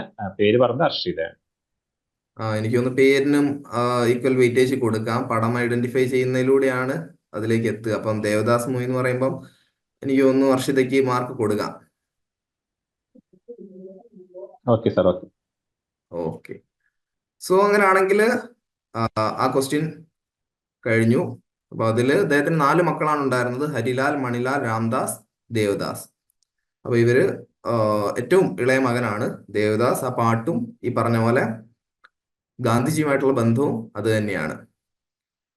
ഇനി അടുത്ത ക്വസ്റ്റ്യനിൽ ഗാന്ധിജി ഒരു ആയുധത്തെ പറ്റി പറയുന്നുണ്ട്, ഒരു വെപ്പണിനെ പറ്റി പറയുന്നുണ്ട്. ആ വെപ്പൺ ഏതാണെന്നുള്ളതാണ് ചോദ്യം. അതും ഓഡിയോ ഇപ്പൊ ഷെയർ ചെയ്ത് തരാം. This is my secret weapon to drive the English rulers away so that we will have the power to make our own constitution. കേൾക്കുന്നുണ്ടോ? അപ്പൊ ഇത് കുറച്ച് കൺഫ്യൂസിങ് ആയിട്ടുള്ള ക്വസ്റ്റ്യൻ ആണ്. അപ്പൊ ഇത് ആക്ച്വലി ഒരു സൺസെറ്റ് TV എന്ന് പറഞ്ഞിട്ട് ഗവൺമെന്റ് തന്നെ ഒരു സംവിധാനമുണ്ട്, നമ്മുടെ ഹിസ്റ്ററി ഒക്കെ തന്നെ റെക്കോർഡ് ചെയ്ത് വെച്ചിരിക്കുന്നത്. അപ്പൊ അതിൽ സംവിധാനം എന്ന് പറഞ്ഞിട്ട് ഒരു സീരീസ് ഉണ്ട്. അപ്പൊ അതിൽ നിന്ന് എടുത്തിട്ടുള്ള ഒരു വോയിസ് ആണ്. അപ്പൊ ഇതിൽ ചോദിക്കുന്നത്, അദ്ദേഹം ഇരിക്കുമ്പോൾ അദ്ദേഹത്തോട് ചോദിക്കുകയാണ്, അദ്ദേഹത്തിന്റെ കയ്യിൽ ഒരു വസ്തുവുണ്ട്, ഒരു വസ്തുവാണിത്. ഈ വസ്തു കൊണ്ട് നിങ്ങൾ എന്താണ് ചെയ്യാൻ ഉദ്ദേശിക്കുന്നത് എന്നാണ് ഒരു ഫോറിൻ റിപ്പോർട്ടർ ആണ് BBC-യുടെ അദ്ദേഹം ചോദിക്കുന്നത്. അപ്പൊ അദ്ദേഹം പറയുന്ന കാര്യമാണ്, ഞാൻ ഇതുകൊണ്ട് ബ്രിട്ടീഷുകാരെ മുട്ടുകുത്തിക്കും. ബ്രിട്ടീഷുകാർക്കെതിരെയുള്ള എൻ്റെ ഏറ്റവും ശക്തമായിട്ടുള്ള ആയുധങ്ങളിൽ ഒന്നാണ് ഇതെന്ന്. അപ്പൊ എന്താണെന്നുള്ളതാണ് ചോദ്യം. പീരങ്കി എന്നൊക്കെ ഉത്തരം വരുന്നുണ്ട്. അങ്ങനെ പോന്നോട്ടെ, ഉത്തരങ്ങൾ എന്തായാലും വന്നോട്ടെ. പക്ഷെ പീരങ്കി അല്ല, അഹിംസ വലിയൊരു ആയുധം തന്നെയാണ്. പക്ഷെ ഇവിടെ ഉദ്ദേശിച്ചിരിക്കുന്നത് അഹിംസയല്ല, ഞാൻ പറഞ്ഞൊരു വസ്തുവാണ്. വസ്തു എന്താണെന്നുള്ളത് നിങ്ങൾ ഗാന്ധിജിയുമായിട്ട് ചേർത്ത് വെക്കുമ്പോൾ ആലോചിക്കുക. ഗാന്ധിജിയുമായിട്ട് എനിക്ക് തോന്നുന്നു രമ്യയാണെന്ന് തോന്നുന്നു ആദ്യം പറഞ്ഞത്. ഇല്ല സാർ, ഫ്രാങ്ക്ലിൻ പറഞ്ഞിട്ടുണ്ട്. Franklin. Okay, okay, great. So Franklin അല്ലേ? സോ ഫ്രാങ്ക്ലിൻ ആണ് റൈറ്റ് ആൻസർ പറഞ്ഞിട്ടുള്ളത്. കാരണം ഒരുപാട് അഹിംസയും പീസും വന്നതിൽ മിസ്സായതാണ്. അപ്പൊ അദ്ദേഹം പറയുന്നത് ഇവിടെ കൃത്യമായിട്ടും ചർക്കയെ പറ്റിയാണ്. ചർക്കയിലൂടെ, ചർക്ക എന്ന് വെച്ച് കഴിഞ്ഞാൽ അദ്ദേഹം നമ്മുടെ ഡൊമസ്റ്റിക് പ്രൊഡക്ഷൻ എന്നുള്ള കാര്യത്തിലാണ് ചർക്കയെ ഒരു ടൂളായിട്ട് അദ്ദേഹം കണ്ടത്. അപ്പൊ അതിലൂടെ അദ്ദേഹം ബ്രിട്ടീഷുകാരെ മുട്ടുകുത്തിക്കും എന്നാണ് പറഞ്ഞു വെക്കുന്നത്. അടുത്ത ക്വസ്റ്റിലേക്ക് പോയാലോ? റെഡി ആണോ? അടുത്ത ക്വസ്റ്റിലേക്ക് പോകാൻ റെഡി ആണെങ്കിൽ ഒന്ന് കമന്റ് ചെയ്യണേ. ഓക്കെ, എല്ലാവരും റെഡിയാണ്. ഇനി ഈ ഓഡിയോ തുടങ്ങുന്നത് the light has gone out എന്ന് പറഞ്ഞിട്ടാണ്. ആ വെളിച്ചം കെട്ടിയിരിക്കുന്നു. ഇനി ആരെപ്പറ്റിയാണ് ഇത് പറയുന്നത്, അതുപോലെ തന്നെ ആരാണ് പറയുന്നത്? ഓഡിയോ കേട്ടിട്ട് നിങ്ങൾക്ക് തീരുമാനിക്കാം. ആദ്യമേ ഉത്തരം പറഞ്ഞ് കഷ്ടപ്പെടേണ്ട. ഓഡിയോ കേട്ട് കഴിഞ്ഞാൽ നിങ്ങൾക്ക് ഒരുപക്ഷെ മനസ്സിലാവേണ്ടത് തന്നെയാണ്. ഈ ഓഡിയോ സൂക്ഷിച്ച് കേൾക്കണം, കാരണം ഇത് ഒറിജിനൽ ഓഡിയോ ആണ്. അപ്പൊ അതുകൊണ്ട് തന്നെ അതിന് കുറച്ച് ക്ലാരിറ്റി കുറവുണ്ടാവും. അപ്പൊ കേൾക്കുക. And comrades, the light has gone out of our lives and there is darkness everywhere, and I do not quite know what to tell you. അതായത് നമ്മളുടെ ജീവിതത്തിലെ തന്നെ ഏറ്റവും വലിയ വെളിച്ചം കെട്ടുപോയിരിക്കുകയാണ്. എനിക്ക് നിങ്ങളോട് എന്ത് പറയണമെന്ന് അറിയില്ല. ഇനി വഴി കാട്ടാൻ അദ്ദേഹം ഇല്ല എന്ന് പറഞ്ഞു വെക്കുന്ന ഉത്തരം ഓൾറെഡി വന്നു കഴിഞ്ഞു. 1948 ജനുവരി 30 അദ്ദേഹം കൊല്ലപ്പെടുകയായിരുന്നു. ആ മരണത്തിന് ശേഷം അദ്ദേഹത്തിന്റെ ആകാശവാണിയിൽ വന്നിട്ട് നമ്മളുടെ പ്രധാനമന്ത്രിയായിട്ടുള്ള പണ്ഡിറ്റ് ജവഹർലാൽ നെഹ്റു ഗാന്ധിജിയുടെ അസാസിനേഷനെ പറ്റി, അല്ലെ ഗാന്ധിജി നമ്മളോടൊപ്പം ഇല്ല എന്ന് പറയുന്ന ഒരു എക്സെപ്റ്റ് ആണ് നിങ്ങളിപ്പോ കേട്ടത്. അപ്പൊ അതില് നെഹ്റു അതുപോലെ ഗാന്ധിജി രണ്ടും പറഞ്ഞവരെ സംബന്ധിച്ച് അവർക്ക് ഫസ്റ്റ് മാർക്ക് കൊടുക്കണം. പറഞ്ഞത് നെഹ്റു ആണ്, പക്ഷെ ഞാൻ ചോദ്യം ക്ലിയർ ആക്കിയിരുന്നു. അതിനോടൊപ്പം തന്നെ ഗാന്ധി ആൻഡ് നെഹ്റു, ടീന ഡിസേർവിംഗ് ആണ്. കാരണം നെഹ്റു ആണെന്നുള്ളത് നമുക്ക് ശബ്ദത്തിൽ നിന്ന് വ്യക്തമായാൽ പോലും ആരെ പറ്റിയാണെന്നുള്ളതും ഞാൻ ചോദിച്ചിട്ടുണ്ടായി ചോദ്യത്തില്. സോ ആരെ പറ്റിയാണെന്നുള്ളത് കൂടെ അതിൽ പ്രത്യേകം എടുത്തു പറയേണ്ടതുണ്ട്. അപ്പം ഗാന്ധി ആൻഡ് നെഹ്റു എന്നുള്ളതായിരിക്കും അതിന്റെ ഏറ്റവും apt answer. Ashok sir note ചെയ്തിട്ടുണ്ടോ? സർ, സോനയാണ് നെഹ്റു പറഞ്ഞത്. ഷമീമയാണ് ഗാന്ധിയുടെ ഡെത്തിനെ കുറിച്ച് പറഞ്ഞത്. ഷമീമയാണ്. ടീന ഗാന്ധിയെ നെഹ്റു പറഞ്ഞു. ആ ഒരു ഇൻസിഡന്റ് എപ്പോഴാണ് പറഞ്ഞത് എന്നുള്ളത് ഷമീമയാണ്. ഓക്കെ, എനിക്ക് തോന്നുന്നു എല്ലാവരും അത്യാവശ്യം ഡിസേർവിംഗ് ആണ് അക്കാര്യത്തില്. അങ്ങനെയാണെങ്കിൽ അത് നോക്കിയിട്ടൊന്ന് മാർക്കിട്ടുള്ള അശോക് സാർ. അങ്ങനെയാണെങ്കിൽ നമുക്കിനി ഫർദർ ക്വസ്റ്റ്യൻസിലേക്ക് പോവാം. അപ്പൊ ഓഡിയോ റൗണ്ട് നമ്മുടെ ഇവിടെ കഴിയാണ്. എങ്ങനെ ഉണ്ടായിരുന്നു ഓഡിയോ റൗണ്ട് എന്നുള്ളത് അഭിപ്രായം അറിയിക്കുക. ഓക്കെ, എനിവേ നമുക്ക് അടുത്ത റൗണ്ടിലേക്ക് പോവാം. എല്ലാം റെഡി ആണെന്ന് കരുതുന്നു. അടുത്തത് ക്രൊണോളജിക്കൽ ചാലഞ്ചസ് ആണ്. അതായത് ഒരു വ്യത്യസ്ത ഇൻസിഡൻസ് നിങ്ങൾക്ക് തരും, അതിനെ വർഷത്തിനനുസരിച്ച് അടുക്കുക എന്നുള്ളതാണ് ഈ റൗണ്ടിലെ ക്വസ്റ്റ്യനിൽ നിങ്ങൾ ചെയ്യേണ്ടത്. അപ്പൊ ക്രൊണോളജിയിലേക്ക് കടന്നാലോ? Champaran movement, quit India movement, Dandi march, non cooperation movement. ഈ 4 മൂവ്മെന്റ് നടന്നത് ആദ്യത്തേതിൽ നിന്ന് ഏറ്റവും അവസാനം എന്നുള്ള രീതിയിൽ അറേഞ്ച് ചെയ്യാം. ഗാന്ധിജി ഇന്ത്യയിൽ വന്ന ശേഷം ആദ്യം നടന്നത് തൊട്ട് അവസാനം വരെയുള്ള അദ്ദേഹത്തിന്റെ വ്യത്യസ്ത മൂവ്മെന്റുകളാണിത്. അപ്പൊ ഇതിന്റെ കറക്റ്റ് ഓപ്ഷൻ ഏതാണെന്നുള്ളത് പറയുക. കുറച്ച് ആലോചിക്കേണ്ടി വരും. കറക്റ്റ് ആൻസറുകൾ ഇടയ്ക്കിടയ്ക്ക് കാണുന്നുണ്ട്. ഇത് വൈഷ്ണവിയാണോ കറക്റ്റ് ആൻസർ ആദ്യം പറഞ്ഞത്? അതെ എന്നാണ് തോന്നുന്നത്. നമുക്ക് ആൻസേഴ്സിലേക്ക് പോവാം. 1917, 1920, 1930, 1942 AD-CB എന്നുള്ളതാണ് കറക്റ്റ് ആൻസർ. എത്ര പേര് ആൻസർ ചെയ്തിട്ടുണ്ട് കറക്റ്റ് ആയിട്ട്? ഒന്ന് കമന്റ് ചെയ്ത് ആരുടെയൊക്കെ ആൻസർ കറക്റ്റ് ആയി. കുറച്ച് പേരുടെ ആൻസേഴ്സ് എന്തായാലും കറക്റ്റ് ആയിട്ടുണ്ട്. ഇതൊരു ടഫ് ക്വസ്റ്റൻ ആയിട്ട് കണക്കാക്കിയാൽ മതി. അശോക് സർ കറക്റ്റ് ആൻസർ ആദ്യം പറഞ്ഞത് വൈഷ്ണവി തന്നെയാണ്. ഓക്കെ, അടുത്ത റൗണ്ടിലേക്ക് പോവാം. Cryptic clues. അപ്പൊ ഇതിലെന്ന് വെച്ച് കഴിഞ്ഞാൽ മുമ്പത്തെ ചോദ്യങ്ങൾ പോലെ തന്നെ തോന്നും, പക്ഷെ വലിയൊരു ക്ലൂ, അതായത് അതൊരു ക്ലൂ ആയിട്ട് ചിലപ്പോൾ നിങ്ങൾക്ക് തോന്നണമെന്നില്ല, അല്ലെങ്കിൽ ആ ഒരു ഇമേജ് വെച്ചുകൊണ്ട് തന്നെയാണ് ഞാൻ ചോദിക്കുന്നത്. എന്നിരുന്നാലും ഇത് കുറച്ച് ബുദ്ധിമുട്ടായി തോന്നിയേക്കാം. എന്തായാലും നിങ്ങൾ ആൻസർ പറയാൻ പരമാവധി ശ്രമിക്കുക. Okay, ready? ചോദ്യത്തിലേക്ക് കടക്കുകയാണ്. ഗാന്ധിജിയോടൊപ്പം കാണുന്ന വ്യക്തിയാണ് GD ബിർള അഥവാ ഘൻശ്യാം ദാസ് ബിർള.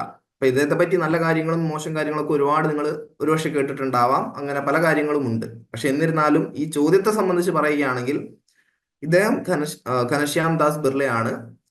ഇദ്ദേഹത്തിന് ഇന്ത്യയിലെമ്പാടുമായിട്ട് ഒരുപാട് പ്രോപ്പർട്ടീസ് ഉണ്ട്. ഇനി ഗാന്ധിജിയും ഇദ്ദേഹവും തമ്മിലുള്ള ബന്ധം എന്താണ്? അല്ലെങ്കിൽ ഈ പറഞ്ഞിരിക്കുന്നതുമായിട്ട് റിലേറ്റ് ചെയ്യുമ്പം മുരളീധരൻ സർ കറക്റ്റ് ആൻസർ ആണ് പറഞ്ഞിട്ടുള്ളത്. ഒരുപാട് ഓപ്ഷൻസ് വരുന്നുണ്ട്. ബാബു പറഞ്ഞിട്ടുണ്ട്, ഷബാന ഷമീർ പറഞ്ഞിട്ടുണ്ട്. സോ റൈറ്റ് ആൻസർ എന്ന് വെച്ച് കഴിഞ്ഞാല് ഇത് തന്നെയാണ്. ഇദ്ദേഹത്തിന്റെ പ്രോപ്പർട്ടി ആയിരുന്നു ബിർള മന്ദിർ. അപ്പൊ ഡൽഹിയിൽ വരുന്ന സമയത്ത്, പ്രത്യേകിച്ച് അവസാന കാലങ്ങളിൽ 1948 അല്ലെ 47 അവസാനങ്ങളിലൊക്കെ ആയിട്ട് ഏകദേശം 4 മാസത്തോളം ഇദ്ദേഹം താമസിച്ചിരുന്നത് ബിർള ഹൗസിലായിരുന്നു. അപ്പൊ ബിർള ഹൗസിന്റെ പേര് പിന്നെ മാറി ഗാന്ധി സ്മൃതി എന്നായി. അപ്പൊ ഇവിടെ വെച്ചാണ് നാഥുറാം വിനായക് ഗോഡ്സെ എന്ന അദ്ദേഹം ഗാന്ധിജിയെ വധിക്കുന്നത്. അപ്പം അതുകൊണ്ട് തന്നെ ആ വീടിലേക്ക്, അല്ലെങ്കിൽ ഗാന്ധിജിയും ഇദ്ദേഹവുമായിട്ടുള്ള GD ബിർളയുമായിട്ടുള്ള ബന്ധം വളരെ ശക്തമായിട്ടുള്ള ബന്ധം തന്നെയായിരുന്നു. സ്വാതന്ത്ര്യ സമരത്തിനായിട്ട് ഒരുപാട് കോൺട്രിബ്യൂട്ട് ചെയ്തിട്ടുള്ള ഒരു വ്യക്തി കൂടിയാണ് അദ്ദേഹം. അപ്പം ഇത് തന്നെയാണ് ഇവർ തമ്മിലുള്ള പ്രധാനപ്പെട്ട ബന്ധവും. അപ്പൊ അതിൽ ആദ്യം ആൻസർ പറഞ്ഞത് എനിക്കൊന്ന് മുരളീധരൻ സാർ തന്നെയാന്ന് തോന്നുന്നു, അല്ലെ Ashok sir? Okay,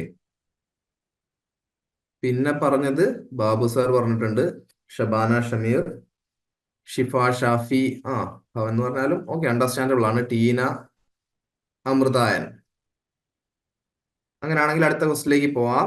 Ashok sir result track ചെയ്തതാണോ? അതെ സാർ, അതെ. ഓക്കെ, സോ ഇതൊരു വ്യത്യസ്തമായുള്ള ക്വസ്റ്റ്യൻ ആണ്. അതായത് അങ്ങനെ സംഭവിച്ചില്ലായിരുന്നെങ്കിൽ, ഞാൻ അന്ന് ഉറങ്ങിപ്പോയില്ലായിരുന്നെങ്കിൽ ഞാൻ പരീക്ഷ എഴുതി ഞാൻ പാസ്സായനെ എന്നൊക്കെ നമ്മൾ പറയുന്ന ഒരു സാഹചര്യം ഉണ്ടല്ലോ. അല്ലെങ്കിൽ ഞാൻ ഔട്ട് ആയിട്ടില്ലായിരുന്നെങ്കിൽ ഞാൻ ചിലപ്പം 50 റൺ അടിച്ചേനെ, 100 റൺ അടിച്ചേനെ. ഇതുപോലെ ഗാന്ധിജിക്ക് ഇങ്ങനെ സംഭവിച്ചില്ലായിരുന്നെങ്കിൽ എന്തായേനെ എന്നുള്ളൊരു ചോദ്യമാണ്. അപ്പൊ ഇതിന് ആ 100% കോൺക്രീറ്റ് ഉത്തരത്തിനേക്കാളും വരാൻ സാധ്യതയുണ്ടെന്ന് നിങ്ങൾക്ക് തോന്നുന്ന, എന്നാൽ അതിന് എന്ത് വേണം? ഫാക്ട്സും വേണം, സത്യവും വേണം. അപ്പൊ ഈ ഒരു സംഭവമാണ് ഗാന്ധിജിക്ക് ഒരു ഹെഡ് സ്റ്റാർട്ട് കൊടുക്കുന്നത്, അല്ലെങ്കിൽ ഗാന്ധിജിക്ക് ഒരു റിയലൈസേഷൻ കൊടുക്കുന്നത്. അതായത് ഇങ്ങനെയൊന്നും ആയാൽ പോരാ കാര്യങ്ങൾ എന്നുള്ള ഒരു ഐഡിയ കൊടുക്കുന്നത് ഗാന്ധിജിക്ക് ഈ ഒരു സിനാരിയോ ആണ്. അപ്പൊ സിനാരിയോ ഏതാന്നുള്ളത് ഞാൻ അവിടെ കൊടുത്തിട്ടുണ്ട്. ഗാന്ധിജിയുടെ അതായത് ജീവിതത്തിന്റെ ഒരു ആദ്യ പകുതിയിൽ നിന്നൊക്കെ തന്നെ പറയാം നമുക്ക്. ആദ്യ പകുതി അല്ല, അദ്ദേഹത്തിന്റെ ഒരു ഏർലി 20s തന്നെ നമുക്ക് പറയാം. അദ്ദേഹത്തിന് വളരെ മോശപ്പെട്ട ഒരു അനുഭവം ഉണ്ടാവുകയാണ്, വിവേചനത്തിന്റെ ഒരു അനുഭവം ഉണ്ടാവുകയാണ്. അപ്പം ഒരു ഗ്ലോബൽ ഫിഗർ എന്നുള്ള രീതിയിൽ ഇന്ന് ഗാന്ധി അറിയാത്തതായിട്ട് ഒരു ലോക നേതാക്കളും ഉണ്ടാവില്ല. ഗാന്ധിയുടെ അഹിംസയും അതുപോലെ തന്നെ സത്യാഗ്രഹ എന്ന കോൺസെപ്റ്റിനെ പറ്റി അറിയാത്തതായിട്ട് ഒരു രാഷ്ട്രീയക്കാരോ ഒരു സ്കൂളിൽ പഠിക്കുന്ന വിദ്യാർത്ഥിയോ പോലും ഉണ്ടായെന്ന് വരില്ല. അപ്പം ഈ സംഭവം നടന്നിട്ടില്ലായിരുന്നെങ്കിൽ അദ്ദേഹത്തിന്റെ ഈ പറഞ്ഞിരിക്കുന്ന ഒരു ഗ്ലോബൽ ഫിഗർ എന്നുള്ള രീതിയിലേക്കുള്ള അദ്ദേഹത്തിന്റെ ഒരു വളർച്ചയ്ക്കും അതുപോലെ നമ്മുടെ സ്വാതന്ത്ര്യ സമരത്തിന് അദ്ദേഹം കോൺട്രിബ്യൂട്ട് ചെയ്തത്രയും തന്നെ കോൺട്രിബ്യൂട്ട് ചെയ്യാൻ സാധിക്കുമായിരുന്നോ, അല്ലെങ്കിൽ ഈ സംഭവം ഉണ്ടായിട്ടില്ലായിരുന്നെങ്കിൽ എന്തായാലും അദ്ദേഹത്തിന്റെ സ്ഥിതി എന്നുള്ളതാണ് ചോദ്യം. ഇനി ചോദ്യത്തിന്റെ തന്നെ ചില ചിത്രങ്ങളുമായിട്ട് ഞാൻ വരാം.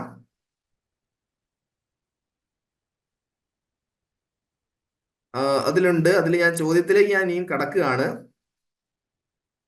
അപ്പം ഇതാണ് നിങ്ങൾ ഐഡന്റിഫൈ ചെയ്യേണ്ട ഒരു കാര്യം. ഓക്കെ, കാണുന്നുണ്ടല്ലോ. ഇനി ഇതാണ് രണ്ടാമത്തെ ഇമേജ്, ഇത് third image.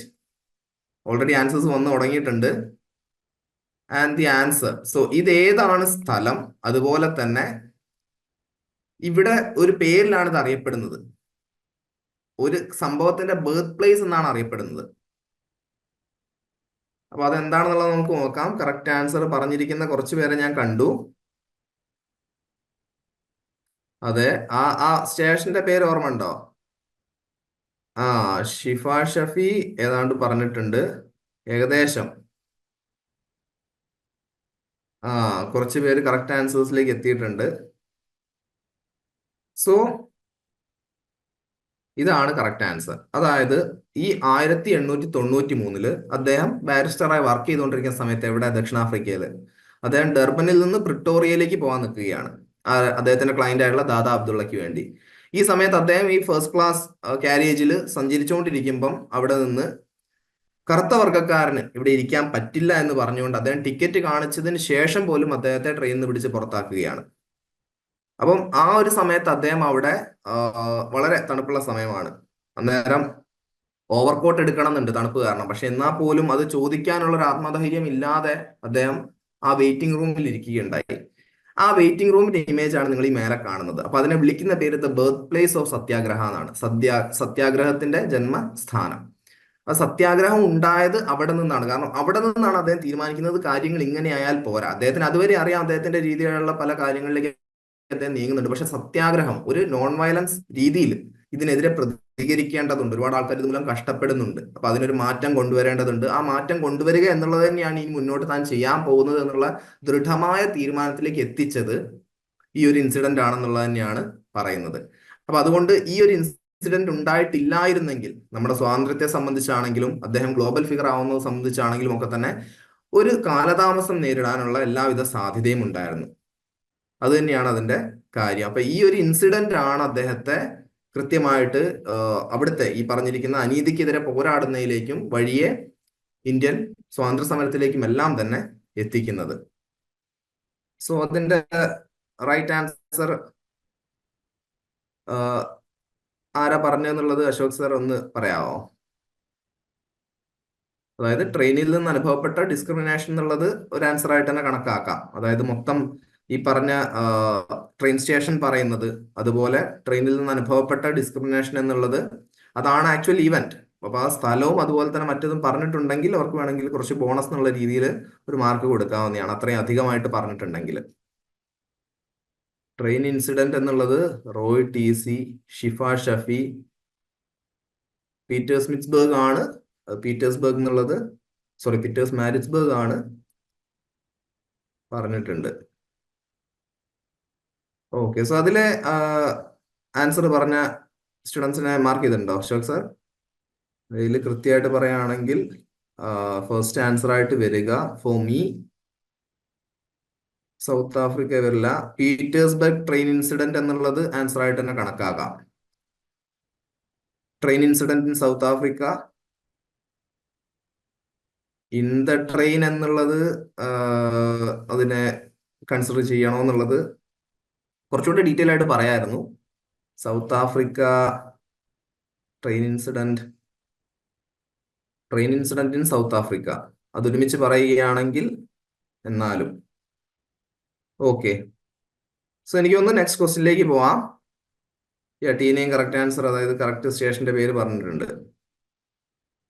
Okay, moving on. ഇനി കഥയുടെ സമയമാണ്. ഇനി 3 ചെറിയ കഥ കൂടെ പറഞ്ഞിട്ട് നമ്മൾ വൈൻഡപ്പ് ചെയ്യുന്നതായിരിക്കും. അപ്പൊ ഈ കഥയിലെ ഉത്തരം നിങ്ങൾ പറയേണ്ടതുണ്ട്. അപ്പൊ അത് കുറച്ച് ഡീറ്റെയിൽ ആയിട്ട് തന്നെ പറയണം ഇതിന്റെ ഉത്തരം, കാരണം കഥയാണല്ലോ പറയുന്നത്. അപ്പൊ അതിന്റെ ഉത്തരവും കുറച്ച് ഡീറ്റെയിൽ ആയിട്ട് പറയാം. ഒറ്റ വാക്കില് അല്ലെങ്കിൽ 2 വാക്കിലേക്കൊന്നും പോവാതെ ഒരു 1, 1.5 അല്ലെങ്കിൽ 2 സെന്റൻസ് ഒക്കെ ആയിട്ട് പറയുകയാണെങ്കിൽ നന്നായിരിക്കും. അങ്ങനെ എല്ലാം റെഡി ആണെങ്കിൽ നമുക്ക് മൂവ് ചെയ്യാം. റെഡി ആണോ? 3 ചെറിയ ചെറിയ കഥകളാണ്. ഈ കഥകൾക്കനുസരിച്ചുള്ള ഉത്തരം നിങ്ങൾക്ക് പറയാവുന്നതാണ്. ഓക്കെ. സ്വാതന്ത്ര്യ സമര കാലത്ത് 5 തവണ കേരളത്തിലെത്തിയ ഗാന്ധിജി സംസ്ഥാനത്തുടനീളം സഞ്ചരിച്ചിട്ടുണ്ട്. വൈക്കം സത്യാഗ്രഹത്തോടനുബന്ധിച്ചായിരുന്നു ഗാന്ധിജിയുടെ 2ാമത്തെ കേരള സന്ദർശനം. അത്തവണ കന്യാകുമാരിയിൽ വെച്ച് ഗാന്ധിജിക്ക് ഒരു ദുരനുഭവം ഉണ്ടായി. ഒരു പ്രത്യേക കാരണം ചൂണ്ടിക്കാണിച്ചുകൊണ്ട് അദ്ദേഹത്തിന് അവിടുത്തെ പ്രശസ്തമായ ഭഗവതി അമ്മൻ കോവിലിൽ പ്രവേശനം നിഷേധിക്കപ്പെട്ടു.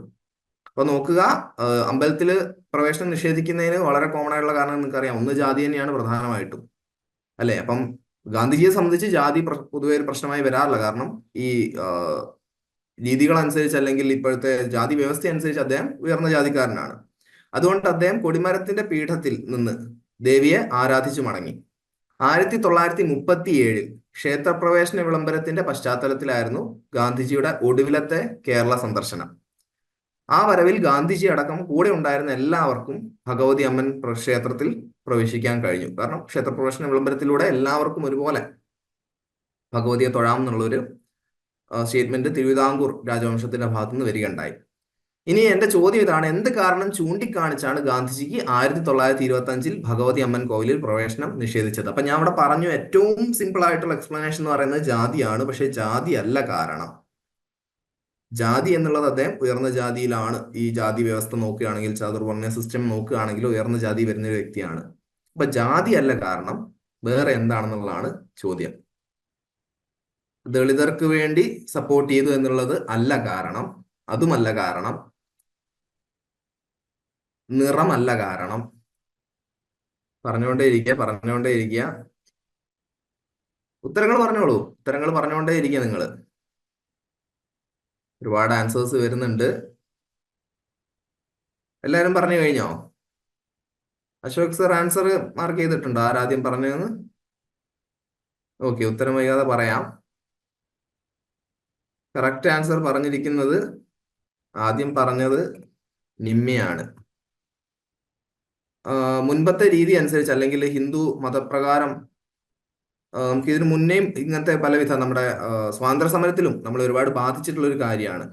കടൽ കടക്കുന്നതും അതുപോലെ വിദേശത്ത് പോകുന്നതും ഹിന്ദുക്കൾക്ക് അക്കാലത്ത് നിഷിദ്ധമായിരുന്നു. കടൽ കടന്നു കഴിഞ്ഞാൽ പിന്നെ മതം വിട്ടു, അല്ലെ കടൽ കടക്കാൻ പാടില്ല. എന്തോരം കഷ്ടപ്പാടുണ്ടെങ്കിലും അല്ലെ എങ്ങനെയൊക്കെയാണെങ്കിലും, എന്തൊക്കെ അത്യാവശ്യത്തിനാണെങ്കിൽ പോലും കടൽ കടക്കാൻ പാടില്ല എന്നുള്ളതായിരുന്നു വിശ്വാസം. അപ്പം കടൽ കടന്ന് ഇംഗ്ലണ്ടിൽ പോയി ബാരിസ്റ്ററായി തിരിച്ചു വന്ന വ്യക്തിയാണ് മഹാത്മാഗാന്ധി. അപ്പം അത് കണക്കിലെടുത്തുകൊണ്ടാണ് അപ്പം അങ്ങനെയുള്ളവരെ കൂടെ പുറത്താക്കുന്ന ഒരു, അല്ലെ അങ്ങനെയുള്ളവരെ അമ്പലത്തിൽ കയറ്റാത്ത ഒരു പാരമ്പര്യം അല്ലെങ്കിൽ അങ്ങനെ ഒരു രീതിയായിരുന്നു തിരുവിതാംകൂറിലെ ക്ഷേത്രങ്ങളിൽ തുടർന്ന് വന്നുകൊണ്ടിരുന്നത്.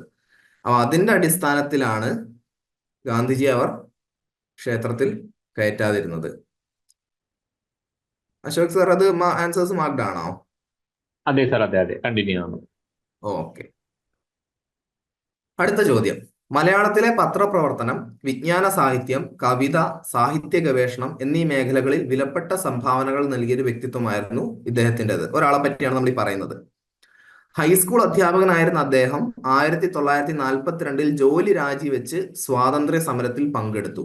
അപ്പൊ ഇത് അന്നത്തെ കാലത്ത് വളരെയധികം നമ്മൾ കണ്ടുവന്നുകൊണ്ടിരുന്ന ഒരു കാര്യമാണ്. അതായത് നമ്മുടെ രാജ്യത്തിന്റെ സ്വാതന്ത്ര്യത്തെ അത്രയും ഇപ്പൊ ഇന്നത്തെ കാലത്ത് എന്തോ ആൾക്കാർ വരുമായിരിക്കും സ്വാഭാവികമായിട്ടും. എന്നിരുന്നാലും കയ്യിലുള്ള ജോലി കളയുക എന്ന് പറയുമ്പോൾ ആലോചിക്കുമ്പോൾ ആരായാലും പിന്നോട്ട് പോകുന്നൊരു രീതിയാണുള്ളത്. പക്ഷെ അന്നത്തെ കാലത്ത് ഇപ്പൊ സുഭാഷ് ചന്ദ്രബോസ് ആയിക്കോട്ടെ, ഇദ്ദേഹത്തെ പോലുള്ള വ്യക്തികളായിക്കോട്ടെ, സ്വന്തം ജോലി ഉപേക്ഷിച്ചുകൊണ്ടാണ് സ്വാതന്ത്ര്യ സമരത്തിന്, അതായത് പൂർണ്ണമായും സ്വാതന്ത്ര്യ സമരത്തിൽ പങ്കുചേരാൻ വേണ്ടിയാണ് ഈ ജോലി ഉപേക്ഷിക്കുന്നത്. അദ്ദേഹം ഒളിവിൽ പോവുകയും സ്വതന്ത്ര ഭാരതം എന്ന നിരോധിക്കപ്പെട്ട പത്രം നടത്തുകയും ചെയ്തു. അദ്ദേഹത്തിന്റെ പ്രശസ്തമായ ഒരു കവിതയുടെ തുടക്കം ഇങ്ങനെയാണ്. കുറഞ്ഞ വരികളിൽ ഒരു കവിതയാണത്. അരി വാങ്ങുവാൻ ക്യൂവിൽ തിക്കി നിൽക്കുന്നു ഗാന്ധി, അരികെ കൂറ്റൻ കാറിലേറി നീങ്ങുന്നു ഗോഡ്സെ. അപ്പൊ 1970 ഇദ്ദേഹത്തിന്റെ ഈ കവിതയ്ക്ക് ഒരുപാട് അവാർഡുകളൊക്കെ തന്നെ ലഭിച്ചിട്ടുണ്ട്. അപ്പം വ്യക്തി ആരാണ്, കവിത ഏത് എന്നുള്ളതാണ് ചോദ്യം. ഉത്തരങ്ങൾ പറഞ്ഞുകൊണ്ടേ ഇരിക്കുക. കറക്റ്റ് ആൻസർ ഞാൻ അവസാനം പറയുന്നതായിരിക്കും. രണ്ടും വേണേ. ഇപ്പം ഇപ്പോഴും രണ്ടും ഒരുമിച്ച് എഴുതാത്തവരുണ്ടെങ്കിൽ രണ്ടും ഒരുമിച്ച് എഴുതി പോസ്റ്റ് ചെയ്യുക. വ്യക്തി ആരാണ്, കവിതയുടെ പേരെന്താണ്, രണ്ടും ഒരുമിച്ച് എഴുതുന്നവർക്കായിരിക്കും മാർക്ക്. ഞാൻ ആദ്യം പറയാം, രണ്ടും ഒരുമിച്ച് എഴുതുക. കാരണം 2 ചോദ്യമുണ്ട്. ആരാണ് ഈ വ്യക്തി, കവിത ഏത് എന്നുള്ളതും ചോദ്യമാണ്. അപ്പൊ രണ്ടും ഒരുമിച്ച് എഴുതുന്നവർക്കായിരിക്കും മാർക്ക് ഉണ്ടാവുക.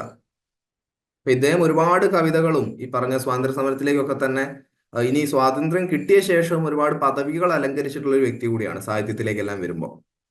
സോ കറക്റ്റ് ആൻസറും അതുപോലെ കറക്റ്റ് ആൻസറിൽ രണ്ടും, കവി ആരാണ് അതുപോലെ കവിത ഏതാണ്, രണ്ടും എഴുതേണ്ടതുണ്ട്.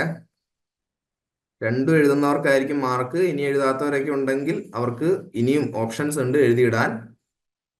സോ എഴുതിക്കൊണ്ടേ ഇരിക്കുക.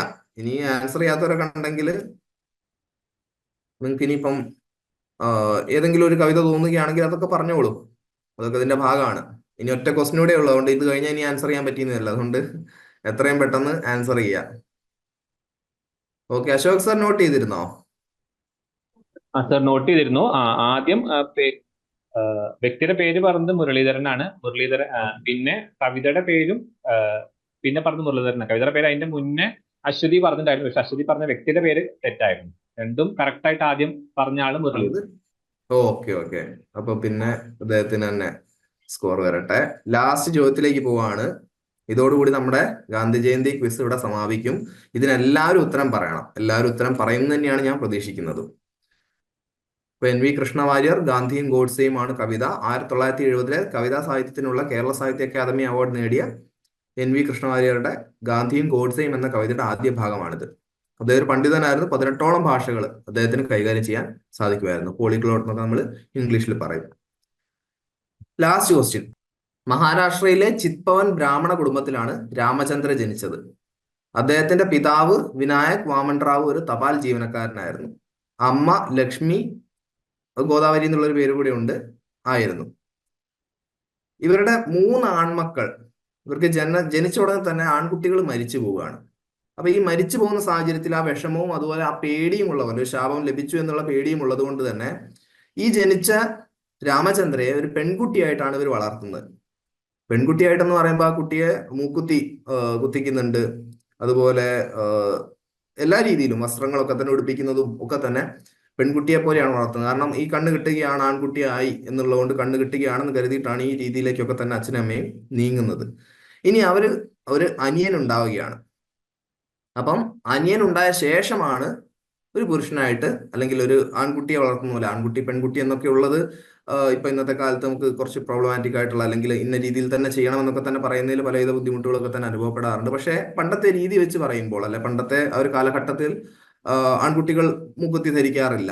അപ്പം ഈ പറഞ്ഞ പോലെ ഇദ്ദേഹത്തെ മൂക്കുത്തി ധരിച്ചുകൊണ്ടും, അതായത് ഉദ്ദേശം ഇത്രയേ ഉള്ളൂ, കുട്ടിയെ എങ്ങനെയെങ്കിലും ജീവനോടെ സംരക്ഷിക്കുക. എനിക്ക് എന്തോ ഒരു ശാപം അല്ലെങ്കിൽ എന്തോ ഒരു പ്രശ്നമുണ്ട്, ദൈവത്തിൽ നിന്ന് എന്തോ ഒരു പ്രശ്നം വരാണ്ട്, അതുകൊണ്ടാണ് ഇങ്ങനെ സംഭവിക്കുന്നതെന്ന് കരുതിയിട്ടാണ് ഈ ഒരു രീതിയിലേക്ക് പോകുന്നത്. പക്ഷെ ഇദ്ദേഹത്തെ ഇവിടെ പറയാൻ കാരണം, നമ്മളൊക്കെ ഇദ്ദേഹത്തെ അറിയുന്നത് വേറൊരു പേരിലും. അദ്ദേഹം ഒരു ദിവസം അല്ലെങ്കിൽ വർഷങ്ങളോളം, ഇനി എല്ലാ കാലത്തോളം ഇന്ത്യക്കാരെ കണ്ണീരിൽ ആഴ്ത്തുന്ന ഒരു ഒരു പാതകം എന്ന് തന്നെ നമുക്ക് വേണേൽ പറയാം. അതിന്റെ ബേസിസിലാണ് അദ്ദേഹത്തെ എല്ലാവരും അറിയുന്നത്. അപ്പൊ ഈ പേര് കൊണ്ട് ചിലപ്പം മനസ്സിലാവണമെന്നില്ല. അപ്പം ആരാണ് വ്യക്തി എന്നുള്ളതാണ് ചോദ്യം. ഒരുപാട് ആൻസേഴ്സ് വരുന്നുണ്ട്. ഇനി ആൻസേഴ്സ് ഇട്ടുകൊണ്ടിരിക്കുക. എല്ലാവർക്കും പറയാനുള്ള, ഞാൻ പറഞ്ഞല്ലോ, എല്ലാവർക്കും പറയാനുള്ള ലാസ്റ്റ് ക്വസ്റ്റ്യൻ ആണ്. എല്ലാവരും തന്നെ ഉത്തരം പറയുമെന്ന് പ്രതീക്ഷിക്കുന്നു. ഉത്തരങ്ങൾ പറയുക. പറയാത്തവർ ഇനിയിപ്പോ വേറെയാണെന്ന് തോന്നുന്നവരൊക്കെ തന്നെ പറഞ്ഞുകൊണ്ടേ ഇരിക്കുക. ഒരു കാര്യം കൂടെ, പേര് പറഞ്ഞവരും മൊത്തം പേര് തന്നെ പറയാൻ ശ്രമിക്കുക കേട്ടോ. പറയുമ്പോൾ മൊത്തം പേര് തന്നെ പറയുക. ആരുടെ ആണെങ്കിലും ശരി, മൊത്തം പേര് തന്നെ പറയാൻ ശ്രമിക്കുക. ഓക്കെ, സോ അശോക് സാർ അത് മാർക്ക് ചെയ്തിട്ടില്ലേ? കറക്റ്റ്. അതുൽ മാത്യു. ഓക്കെ, ഞങ്ങള് അതായത് മൂക്ക് തുളച്ച് മുക്കുത്തി ധരിപ്പിച്ച്, അപ്പം മറാഠിയിൽ അതിന് നാഥ് എന്നാണ് പറയുന്നത്.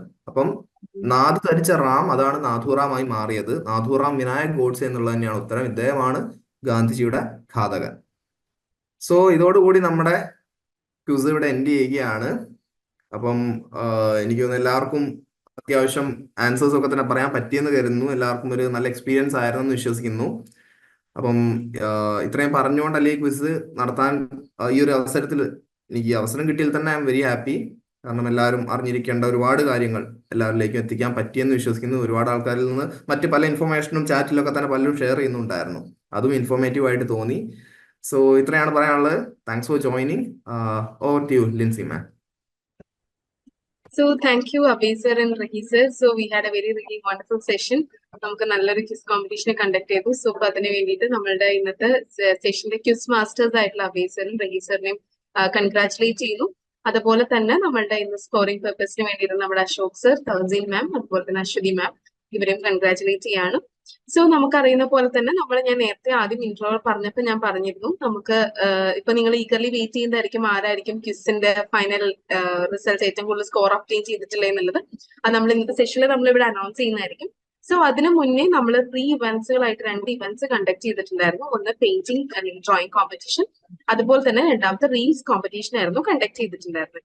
സോ നമുക്ക് ഇവിടെ ഫസ്റ്റ് പെയിന്റിംഗ് കോമ്പറ്റീഷന്റെ വിന്നേഴ്സ് ആരാന്നുള്ളത് നോക്കാം. സോ അത് നോക്കുന്നതിന് മുന്നേ നമുക്ക് ഒത്തിരി എൻട്രീസ് വന്നിട്ടുണ്ടായിരുന്നു. എനിക്ക് തോന്നുന്നു അത്യാവശ്യം മെന്റേഴ്സ് ത്രൂ SSCS ഒക്കെ ത്രൂ നിങ്ങൾക്ക് അതിന്റെ പോസ്റ്റേഴ്സും അതിന്റെ മെസ്സേജസും കാര്യങ്ങളെല്ലാം റിസീവ് ചെയ്തിട്ടുണ്ടായിരുന്നു. സോ അതിനകത്ത് ഒത്തിരി എൻട്രീസസ് ഉണ്ടായിരുന്നു. നമുക്ക് ഒത്തിരി നല്ല പിക്ചേഴ്സസ്, നന്നായിട്ട് പെയിന്റിങ് ചെയ്തിട്ടുള്ള ഒത്തിരി ഫോട്ടോസ് കാര്യങ്ങളെല്ലാം നമുക്ക് റിസീവ് ചെയ്തിരുന്നു. നമുക്കറിയാം ഇതൊരു കോമ്പറ്റീഷൻ ആയതുകൊണ്ട് തന്നെ നമ്മളൊരു കുറച്ച് ബെസ്റ്റ് എൻട്രീസസിനെ നമ്മൾ അതിൽ നിന്ന് സോർട്ട് ഔട്ട് ചെയ്തു. പക്ഷെ എങ്കിലും നമ്മൾ ബാക്കി എല്ലാവരുടെയും ഇനി വരുന്ന ദിവസങ്ങളായിട്ട് നമ്മൾ ഡിസ്പ്ലേ ചെയ്യുന്നത് കാര്യങ്ങളൊക്കെ ആയിരിക്കും. So we really appreciate each and every one's effort for taking their valuable time ഇങ്ങനെ ഡ്രോ ചെയ്യുന്നതിനും പെയിന്റ് ചെയ്യുന്നതിനൊക്കെ വർക്കിംഗ് ആയിട്ടുള്ളവരൊക്കെ ആയിരിക്കും ഓൾമോസ്റ്റ് എല്ലാവരും തന്നെ. സോ എല്ലാവർക്കും പറ്റുന്ന രീതിയിൽ നന്നായിട്ട് ചെയ്തിട്ടുണ്ടായിരുന്നു. Not only the painting competition, അതുപോലെ തന്നെ റീൽസ് കോമ്പറ്റീഷനും. സോ ഒത്തിരി ഏജ് ആയിട്ടുള്ള ആൾക്കാരൊക്കെ ചെയ്തിട്ടുള്ള വീഡിയോസ് ഒക്കെ കണ്ടിരുന്നു. സോ അപ്പോൾ എല്ലാവർക്കും കൺഗ്രാറ്റുലേറ്റ് ചെയ്യാണ്. You all are the winners. Still നമ്മുടെ ബെസ്റ്റ് ആയിട്ട് പെർഫോം ചെയ്തിട്ടുള്ള നമുക്ക് അതിന്റെ വിഷ്വൽസും ഇവിടെ കാണുന്നതായിരിക്കും നമ്മളിവിടെ സെലക്ട് ചെയ്തിട്ടുള്ളത്. So for announcing, can we have the share screen, Ashwini ma'am? Okay, so the first competition we have done was Gandhi Jayanti related 2024 drawing and painting competition winners ആണ്. So yeah, first slide can we have? Okay, നമ്മളുടെ ഇവിടെ fifth position ആയിട്ട് നമ്മൾ declare ചെയ്യുന്നത് തസ്നിയാണ്. MA English ആണ്. ഇവിടെ present ആണെങ്കിൽ rise the hands. Fifth position receive ചെയ്തിട്ടുള്ള തസ്നിയാണ്. MA ഇംഗ്ലീഷ് പ്രോഗ്രാം ആണ്. മെന്റർ മേഘ മാം ആണ്. So ഉണ്ടെന്നുണ്ടെങ്കിൽ you can raise your hands. Okay, congratulations Tazzy. Next, so the fourth position we have Judith Maria, BCom July 2024 ആണ്. അശ്വതി മാം ആണ് mentor. So എല്ലാവരും virtually ഒന്ന് congratulate ചെയ്യുക. നമ്മളുടെ ഇവിടെ നമുക്കറിയാം ഓൺലൈൻ ആണ്. സ്റ്റിൽ എല്ലാവരും നിങ്ങളുടെ ചാറ്റ് ത്രൂ മെസ്സേജസിലൊക്കെ കൺഗ്രാറ്റുലേറ്റ് ചെയ്യുക. സോ ദ ഫോർത്ത് പൊസിഷൻ നമുക്ക് റിസീവ് ചെയ്തിട്ടുള്ള കിട്ടിയിരിക്കുന്നത് Judith Maria, BCom July 2024 ആണ്. And the third position for the painting and the drawing competition goes to Nivedita, BA Psychology July 2024 batch ആണ്. Sunila ma'am ആണ് mentor. So third position goes to Nivedita, BA Psychology July 2024. Congratulations Nivedita. And the second position we have Rajalakshmi B, MA English July 2024 batch ആണ്. Jesha ma'am ആണ് mentor. So the second position we have Rajalakshmi V. ആരെങ്കിലും ഇതിനകത്ത് present ആണെന്നുണ്ടെങ്കിൽ you can raise the hands എന്നിട്ട് നമുക്ക് കാണാനൊക്കെ പറ്റും. Yeah. So congratulations Rajalakshmi. We can see that in the screen അവര് അയച്ചു തന്നിട്ടുള്ള പിക്ചേഴ്സ് ആണ് നമ്മളിപ്പോൾ ഡിസ്പ്ലേ ചെയ്തിട്ടുള്ളത്. ആൻഡ് നിങ്ങൾ എല്ലാവരും ഈക്വലി വെയിറ്റ് ചെയ്യുന്നത് പോലെ the painting and drawing competition 2024 Gandhi ജയന്തിയുടെ കോമ്പറ്റീഷന്റെ first prize goes to Amina BA English January 2024 mentor Megha ma'am ആണ്. So congratulations Amina BA English January 2024. So Amina ഉണ്ടെങ്കിൽ Amina hand raise ചെയ്തിട്ടുണ്ട്. Amina congratulations. So Amina, do you want to say something? Can someone unmute ചെയ്യാം? Okay Amina. Congratulations Amina. So നന്നായിട്ട് picture ഒക്കെ വരച്ചിട്ടുണ്ട്. So congratulations Amina. So congratulations to everyone. ഞാൻ നേരത്തെ പറഞ്ഞ പോലെ first second third fourth fifth മാത്രമല്ല നമ്മുടെ ഒത്തിരി പാർട്ടിസിപ്പൻസ് ഉണ്ടായിരുന്നു നമുക്ക് ഇവന്റിൽ. സോ എല്ലാവരെയും കൺഗ്രാറ്റുലേറ്റ് ചെയ്യാണ്. So once again congratulations to everyone. And next we have the reels competition ആണ്. സോ റീൽസ് കോമ്പറ്റീഷന്റെ റിസൾട്ട് അനൗൺസ് ചെയ്യുന്നതിന് വേണ്ടിയിട്ട് I welcome readies. Okay, thank you Lincy ma'am. And നമുക്ക് അപ്പം പെയിന്റിംഗ് കോമ്പറ്റീഷന്റെ റിസൾട്ട് ഇപ്പോൾ ലിൻസി മാം അനൗൺസ് ചെയ്തിട്ടുണ്ടായിരുന്നു. അപ്പം ഇനി റീൽസ് കോമ്പറ്റീഷൻ ആണ്. അപ്പൊ അതിൽ റീൽസ് കോമ്പറ്റീഷനിൽ നമുക്ക് കറക്റ്റ് ആയിട്ട് ഇൻസ്ട്രക്ഷൻസ് നമ്മൾ പ്രൊവൈഡ് ചെയ്തിട്ടുണ്ടായിരുന്നു. അത് വാട്സപ്പ് മെസ്സേജ് ആയിട്ടും അതിന്റെ കൂടെ തന്നെ ഒരു വോയിസ് മെസ്സേജ് ആയിട്ടും നമ്മളത് പറഞ്ഞിട്ടുണ്ടായിരുന്നു. അപ്പൊ അതിൽ ഏറ്റവും എല്ലാ ഇൻസ്ട്രക്ഷൻസും ഫോളോ ചെയ്തിട്ട് വന്നിട്ടുള്ള വീഡിയോസ് നമുക്ക് വളരെയധികം കുറച്ചേ കിട്ടിയിട്ടുള്ളൂ. പക്ഷെ ഒരുപാട് എൻട്രീസ് നമുക്ക് കിട്ടിയിട്ടുണ്ടായിരുന്നു. ഒരുപാട് പേര് വളരെ കളർഫുൾ ആയിട്ട് ഒരുപാട് റീൽസ് കാര്യങ്ങളൊക്കെ ക്രിയേറ്റ് ചെയ്തിട്ടുണ്ടായിരുന്നു. പക്ഷെ അത് നമ്മൾ കറക്റ്റ് ആയിട്ട് പറഞ്ഞിട്ടുണ്ടായിരുന്നത് നിങ്ങൾ വീഡിയോ മുന്നിൽ വന്നുകൊണ്ട് ഗാന്ധിജിയെ കുറിച്ചും അതിലുള്ള പ്രതിപാദിച്ചിട്ടുള്ള വിഷയങ്ങളെ കുറിച്ചിട്ട് സംസാരിക്കാനായിരുന്നു. അപ്പൊ അതിൽ അങ്ങനെ ഷോർട്ട് ലിസ്റ്റ് ചെയ്ത് വന്നപ്പോൾ നമുക്ക് ഒരു റീലാണ് നമുക്ക് ഫൈനലായിട്ട് നമുക്ക് ഏറ്റവും ബെസ്റ്റ് ആയിട്ട് തോന്നിയിട്ടുള്ളത്. അതുകൊണ്ട് നമുക്ക് ഒരാളെയാണ് നമ്മൾ സെലക്ട് ചെയ്തിട്ടുള്ളത്. അത് മുരളീധരൻ, MA സൈക്കോളജിയിൽ വരുന്ന മുരളീധരൻ സാറാണ് അതിൽ വിന്നറായിട്ട് വരുന്നത്. ആൻഡ് അതിന്റെ റീൽസ് നമുക്കൊന്ന് കണ്ടുവെക്കാം. അപ്പൊ അതൊന്ന് സ്ക്രീൻ ഷെയർ ചെയ്യാവോ Tasneem ma'am? And congratulations to Muralidharan sir. Muralidharan sir കുറച്ച് ഒന്ന് അവിടെ ഉണ്ടല്ലോ അല്ലെ, ഒന്നുണ്ടെങ്കിൽ ഒന്ന് ഹാൻഡ് റൈസ് ചെയ്യാവോ? ഇങ്ങനെ ഒരാൾ മാംസവും രക്തവുമായി ഭൂമിക്ക് മേൽ എപ്പോഴെങ്കിലും നടന്നിട്ടുണ്ടാവുമോ എന്ന് വരും തലമുറകൾ സംശയിച്ചേക്കും. ഐൻസ്റ്റീൻ പറഞ്ഞതാണ്. അതെ, മഹാത്മാഗാന്ധിയാണ് ഇന്ത്യ ലോകത്തിന് നൽകിയ ഏറ്റവും വലിയ സമ്മാനം. അക്രമാസക്തമായ ലോകത്തിൻ്റെ പാപങ്ങളെ തൻ്റെ സഹനം കൊണ്ട് സ്നാനപ്പെടുത്തുകയായിരുന്നു ഗാന്ധി. സരളവും അഹിംസാത്മകവുമായിരുന്നു അദ്ദേഹത്തിൻ്റെ സമരമാർഗങ്ങൾ. എന്നാലവ ശത്രുവിനെ നിരായുധനാക്കുവാൻ തക്ക ശക്തിയുള്ളതുമായിരുന്നു. ബ്രിട്ടീഷുകാർക്കെതിരായ സമരം എന്ന കേവലാർത്ഥത്തിലല്ല, മറിച്ച് ഒരു ജനതയുടെ ആത്മീയമായ നവോത്ഥാനം എന്ന അർത്ഥത്തിലാണ് മഹാത്മാഗാന്ധി സ്വാതന്ത്ര്യ സമരത്തെ സമീപിച്ചത്. മതഭ്രാന്തിൻ്റെ തിന്മകളെ സ്നേഹം കൊണ്ട് കീഴ്പ്പെടുത്തിയ ആ വൃദ്ധൻ്റെ അന്ത്യവിധി എഴുതിയതും മതഭ്രാന്തനായ ഒരു ഇന്ത്യക്കാരനായിരുന്നു എന്നതാണ് ഏറ്റവും വലിയ വിരോധാഭാസം. നാഥുറാം ഗോഡ്സെ മഹാത്മാവിൻ്റെ നെഞ്ചിലേക്ക് നിറയൊഴിച്ചപ്പോൾ തകർന്നത് ഭാരതത്തിൻ്റെ ഹൃദയമായിരുന്നു. ഓക്കെ, അപ്പം എന്തുകൊണ്ടാണ് അത് ഫസ്റ്റ് ആയിട്ട് വന്നത് എന്നുള്ളത് നിങ്ങൾക്ക് അത് കണ്ടാൽ തന്നെ അറിയാം. വളരെ ഇമോഷണൽ ആയിട്ട്, വളരെ അർത്ഥവത്തായിട്ട്, വളരെ വിത്തിൻ 1 മിനിറ്റ് ഒരുപാട് കാര്യങ്ങൾ പ്രതിപാദിച്ചിട്ടുണ്ടായിരുന്നു. അപ്പം മുരളീധരൻ സാർ ഉണ്ടെങ്കിൽ ഒന്ന് അൺമ്യൂട്ട് ചെയ്ത് സംസാരിക്കാവോ? Thank you very much. ഏതായാലും ഗാന്ധിയെ പോലൊരു വലിയ ആളെ കുറിച്ച് 1 മിനിറ്റിൽ പറഞ്ഞൊതുക്കുക എന്നുള്ളത് വലിയ ബുദ്ധിമുട്ടായിരുന്നു. ഞാൻ കുറച്ച് കാര്യങ്ങളൊക്കെ എഴുതി വെച്ചതാണ്, പക്ഷേ അവസാനം വെട്ടിച്ചുരുക്കി എഴുതിയത്. ഇതിൽ ഞാൻ സ്വതവേ ഒരു മടിയനാണ്, പക്ഷെ അർച്ചന മാഡത്തിന്റെ ഒരു പ്രഷർ കൊണ്ടാണ് ഞാൻ ചെയ്തത്. ഏതായാലും ഇങ്ങനെ ഒരു അംഗീകാരം കിട്ടിയതിൽ ഭയങ്കരമായിട്ടുള്ള സന്തോഷമുണ്ട്. ലേൺ വൈസിനും അർച്ചന മാഡത്തിനും സന്തോഷം അറിയിക്കുന്നു. സ്നേഹം. Thank you. Thank you so much. So നേരത്തെ റഹീ സാർ പറഞ്ഞ പോലെ തന്നെ നമ്മുടെ റീൽസ് കോമ്പറ്റീഷൻസിൽ പാർട്ടിസിപ്പേറ്റ് ചെയ്തിട്ടുള്ള എല്ലാവരെയും കൺഗ്രാറ്റുലേറ്റ് കൂടി ചെയ്യാണ്. സോ ഇന്നത്തെ പ്രോഗ്രാം എങ്ങനെയുണ്ട്? നമുക്ക് ക്വിസ് കോമ്പറ്റീഷന്റെ റിസൾട്ട്സ് വരുന്നതിന് മുന്നേ ആയിട്ട് ഇന്നത്തെ എങ്ങനെയുണ്ടായിരുന്നു? ഇന്നത്തെ ഒരു പ്രോഗ്രാം എങ്ങനെയുണ്ടായിരുന്നു? മേ ബി നിങ്ങൾ ചിലപ്പോൾ ഒരു സ്കൂൾസ് ലെവലിലൊക്കെ ആയിരിക്കും ചിലപ്പോൾ ഒരു ഗാന്ധി ജയന്തി കോമ്പറ്റീഷൻസ് ഒക്കെ പാർട്ടിസിപ്പേറ്റ് ചെയ്തിട്ടുണ്ടാവാം. So we would like to hear from you. So ആരെങ്കിലൊക്കെ അൺമ്യൂട്ട് ചെയ്തിട്ട് ഹാൻഡ് റേസ് ചെയ്യുകയാണെന്നുണ്ടെങ്കിൽ നമ്മൾ അൺമ്യൂട്ട് ചെയ്ത് തരുന്നതായിരിക്കും. സോ ആരാണ് സംസാരിക്കാൻ വരിക? ഹൗ വാസ് എ സെഷൻ എന്നുള്ളൊരു ഫീഡ്ബാക്ക് അറിഞ്ഞാൽ നല്ലതാണ്. കാരണം നിങ്ങളുടെ ഓരോരുത്തരുടെ ഫീഡ്ബാക്സ് ആണല്ലോ ഓഫ്കോഴ്സ് നമ്മളെ പോലുള്ള ലേൺവൈസ് ടീമിനെ സംബന്ധിച്ചിടത്തോളം ഓരോ ഇനി പുതിയ ഇനീഷ്യേറ്റീവ്സ് കൊണ്ടുവരാൻ വേണ്ടിയിട്ട് ഹെൽപ്പ് ചെയ്യുക. സോ ആരായിരിക്കും ഒരാള്? ടു പേഴ്സൺസ് ഹാൻഡ് റേസ് ചെയ്തിട്ടുണ്ട്. Tina, you can unmute right now. Okay, എല്ലാവർക്കും ആദ്യമേ തന്നെ എന്റെ ഗാന്ധി ജയന്തി ആശംസകൾ. വളരെ ഇൻട്രസ്റ്റിംഗ് ആയിട്ടുള്ള ഒരു സെഷൻ ആയിരുന്നു ഇന്നത്തെ ക്വിസ് കോമ്പറ്റീഷൻ. കാരണം ആദ്യം ഒരുപാട് കൺഫ്യൂഷൻ ഉണ്ടായിരുന്നു. ഇത് ഇങ്ങനെ ഒരു ഓൺലൈൻ ആയിട്ട് കണ്ടക്ട് ചെയ്യുന്നതുകൊണ്ട് എങ്ങനെയായിരിക്കും ക്വസ്റ്റ്യൻസ് ചോദിക്കുന്നത്, അല്ലെങ്കിൽ എങ്ങനെയായിരിക്കും നമ്മൾ അതിന് ആൻസർ ചെയ്യേണ്ടത്. നമ്മുടെ സ്കൂളിൽ അല്ലെങ്കിൽ കോളേജിലൊക്കെ നമ്മളൊരു ക്വിസ് കോമ്പറ്റീഷൻ നടത്തുമ്പോൾ നമുക്ക് അറിയാലോ അതിന്റെ ഒരു എങ്ങനെയായിരിക്കാം മെത്തേഡ് എന്നുള്ളത് അറിയാം. അപ്പൊ ഇവിടെ എങ്ങനെയായിരിക്കും കണ്ടക്ട് ചെയ്യാൻ പോകുന്നതെന്നുള്ളത് ഭയങ്കര കൺഫ്യൂഷൻ ആയിരുന്നു. പക്ഷെ ഭയങ്കര ഇൻട്രസ്റ്റിംഗ് ആയിരുന്നു. ഒരിക്കലും പ്രതീക്ഷിക്കാത്ത രീതിയിലായിരുന്നു ഓരോ റൗണ്ടുകളും, ക്വസ്റ്റ്യൻസ് ആണെങ്കിലും. അതുപോലെ തന്നെ എനിക്ക് തോന്നുന്നു ആർക്കും അവരുടെ ചാൻസുകളൊന്നും മിസ്സായിട്ടില്ല. എല്ലാവർക്കും നല്ലപോലെ പറയാനുള്ള ഒരു പിന്നെ ചാൻസും കിട്ടിയിട്ടുണ്ട്. ജെനുവിൻ ആയിട്ട് തന്നെ ആൻസർ കൊടുക്കാനും അതുപോലെ തന്നെ ജെനുവിൻ ആയിട്ടുള്ള ആൻസേഴ്സ് കൊടുത്തവരെ കണ്ടെത്താനും പറ്റിയിട്ടുണ്ടെന്ന് തന്നെയാണ് എൻ്റെ ഒരു വിശ്വാസം. അതുപോലെ തന്നെ ഇതിനോട് അനുബന്ധിച്ച് നടത്തിയ മറ്റുള്ള പിന്നെ കോമ്പറ്റീഷൻസ് ആണെങ്കിലും, റീൽ ക്രിയേഷൻ ആണെങ്കിലും പെയിന്റിംഗ് കോമ്പറ്റീഷൻ ആണെങ്കിലും എല്ലാം തന്നെ വളരെ നല്ല ക്രിയേറ്റീവ് ആയിട്ടുള്ള പ്രോഗ്രാംസ് ആയിരുന്നു.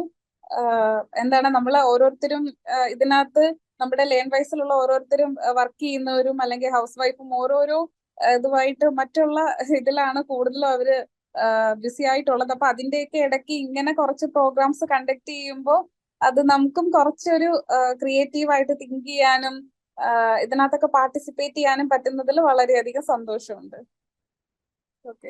Thank you so much Tina. ഏത് കോഴ്സ് പ്രോഗ്രാം ഏതായിരുന്നു?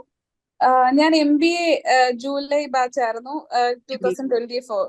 വാണി മാം ആണ് എന്റെ mentor. Thank you so much for your valuable feedback. Okay, മെസ്സേജില് ചാറ്റ് ബോക്സിൽ മെസ്സേജ് അയച്ചിട്ടുണ്ട്. വൈഷ്ണവി, ഞാനിപ്പോ കൊടുത്തിട്ടുണ്ട്. You can interact. Hi all, good evening. ഞാൻ Vaishnavi, BA psychology first year 2024 August batch ആണ്. അപ്പോ ഞാന് എന്താന്ന് വെച്ചാൽ എല്ലാ സമയത്തും ഭയങ്കര വർക്കിംഗ് ആണ്. ഞാൻ നേഴ്സാണ്. അപ്പോൾ ഇങ്ങനെയുള്ള പ്രോഗ്രാംസിലൊന്നും എനിക്ക് പങ്കെടുക്കാൻ പറ്റാറില്ല. ഫസ്റ്റ് ടൈം ആണ് ഞാൻ ഓൺലൈൻ ആയിട്ട് ഒരു ക്വിസ് കോമ്പറ്റീഷൻ പിന്നെ അതുപോലെയുള്ള ഇങ്ങനെയുള്ള വെർച്വൽ ആയിട്ടുള്ള പ്രോഗ്രാംസിലെല്ലാം പങ്കെടുക്കുന്നത്. അതിനൊരു കാരണമുണ്ട്. എന്താന്ന് വെച്ചാൽ കഴിഞ്ഞ പ്രാവശ്യം ഓണത്തിന്റെ പ്രോഗ്രാം കണ്ടക്ട് ചെയ്ത സമയത്ത് എനിക്കത് പങ്കെടുക്കാൻ പറ്റിയില്ല. ഒന്നാമത് നമ്മളെ വർക്കിംഗ് ലോഡാണ്, പിന്നെ മാത്രമല്ല എങ്ങനെ ആയിരിക്കും എന്നുള്ളത് അറിയാൻ പറ്റിയിട്ടുണ്ടായിരുന്നില്ല. ഇപ്രാവശ്യം എനിക്ക് ഗാന്ധി ജയന്തി റീൽ കോമ്പറ്റീഷനിലും ഇങ്ങനെ പങ്കെടുക്കണമെന്നുണ്ടായിരുന്നു. പക്ഷെ അത് എങ്ങനെ ആയിരിക്കും, പിന്നെ അതിന് ടൈം ഇല്ലാത്തത് കൊണ്ട് ക്വിസ് എന്ന് വെച്ച് വെറുതെ അങ്ങ് അറ്റൻഡ് ചെയ്തതാ. എങ്ങനെ ആയിരിക്കും എന്നുള്ളത് അറിയാനുള്ള, എക്സ്പീരിയൻസ് ചെയ്യാനുള്ള ആ ഒരു ഇതുകൊണ്ട് മാത്രം കയറിയതാ. ജസ്റ്റ് പ്രിപ്പയർ ആയിരുന്നു വെച്ചാൽ വളരെ കുറച്ച് മാത്രമേ പ്രിപ്പറേഷൻ എടുത്തുള്ളൂ. അധികവും എങ്ങനെയാണ് എന്നറിയാൻ വേണ്ടിയിട്ട് കയറിയത്. ഭയങ്കര ഇൻട്രസ്റ്റിംഗ് ആയിരുന്നു, ഇൻഫർമേറ്റീവ് ആണ്. പിന്നെ ഇനിയിപ്പോ ഇതുപോലെയുള്ള പ്രോഗ്രാംസ് വരുമ്പോ കൂടുതലായിട്ട് ഇൻവോൾവ് ആവാനുള്ള ഒരു ഇത് കിട്ടി.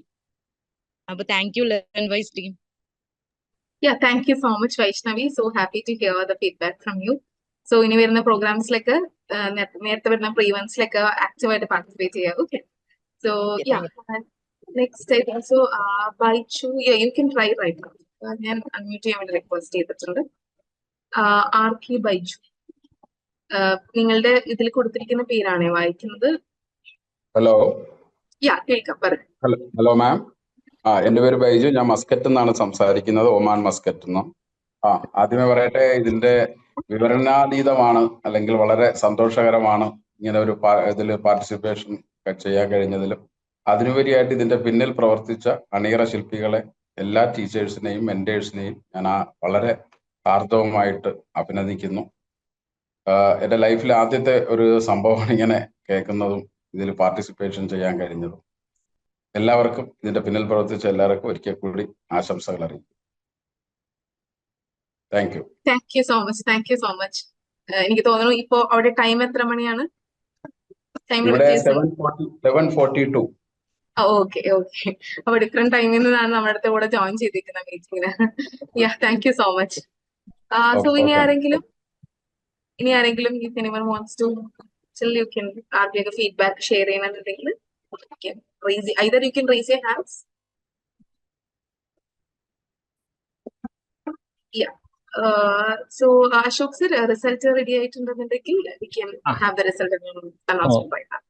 ഓക്കെ ലിൻസി മാം, ഞാൻ ഒരു ചെറിയൊരു നെറ്റ് ഇഷ്യൂ ഉണ്ട്, അതുകൊണ്ട് ഞാൻ വീഡിയോ ഓൺ ആക്കുന്നില്ല. ഭയങ്കര ടൈറ്റ് ആയിട്ടുള്ള ഒരു കോമ്പറ്റീഷൻ ആയിരുന്നു.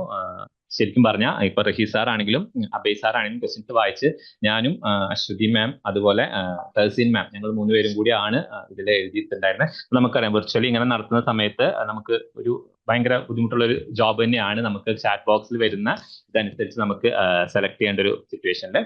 അപ്പോൾ നമ്മൾ ഇവിടെ കൺസിഡർ ചെയ്ത ക്രൈറ്റീരിയ അനുസരിച്ച്, ക്രൈറ്റീരിയ അല്ല നിങ്ങൾക്ക് തന്നെ അറിയുന്നുണ്ടാവും, മാക്സിമം നമ്പർ ഓഫ് കൂടുതലായിട്ട് ഈ ഒരു ത്രൂ ഔട്ട് ദി സെഷനിൽ നമ്മൾ ആക്റ്റീവായിട്ട് നിന്നതും, അതുകൂടാതെ ഫസ്റ്റ് നമ്മൾ ആൻസർ പറഞ്ഞത്, ഫസ്റ്റ് ആൻസർ പറഞ്ഞാൽ നമ്മൾ ക്വിസ് കോമ്പറ്റീഷനിൽ ഫസ്റ്റ് ആൻസർ പറഞ്ഞാൽ നമ്മളത് ആ ക്വസ്റ്റ്യൻ അവിടെ അവിടെ സ്റ്റോപ്പ് ചെയ്യും, പിന്നെ നമ്മൾ അടുത്ത ആൾക്കാരിലേക്ക് പോവുകയാണ് ചെയ്യാം. അപ്പൊ അത് വെച്ച് കണക്കാക്കുമ്പോൾ നമ്മളൊരു 4 പേരെ ആണ് സെലക്ട് ചെയ്തിരിക്കുന്നത് ഇവിടെ. അതിൽ ഞാൻ പേര് വായിക്കാം. നിങ്ങൾക്കറിയാം നമ്മളിപ്പോ കണ്ട മുരളീധരൻ സാർ, അതുപോലെ ഫസ്റ്റ് സെക്കൻഡ് തേർഡ് അങ്ങനെ നമ്മൾ അങ്ങനെ ബയാസ്ഡ് ആയിട്ടൊന്നും പറയുന്നില്ല. മുരളീധരൻ സാർ ആക്റ്റീവ്ലി പാർട്ടിസിപ്പേറ്റ് ചെയ്തു, കൂടുതൽ നമ്പർ ഓഫ് എന്താ പറയുക കറക്റ്റ് ആൻസേഴ്സും പറഞ്ഞിട്ടുണ്ടായിരുന്നു.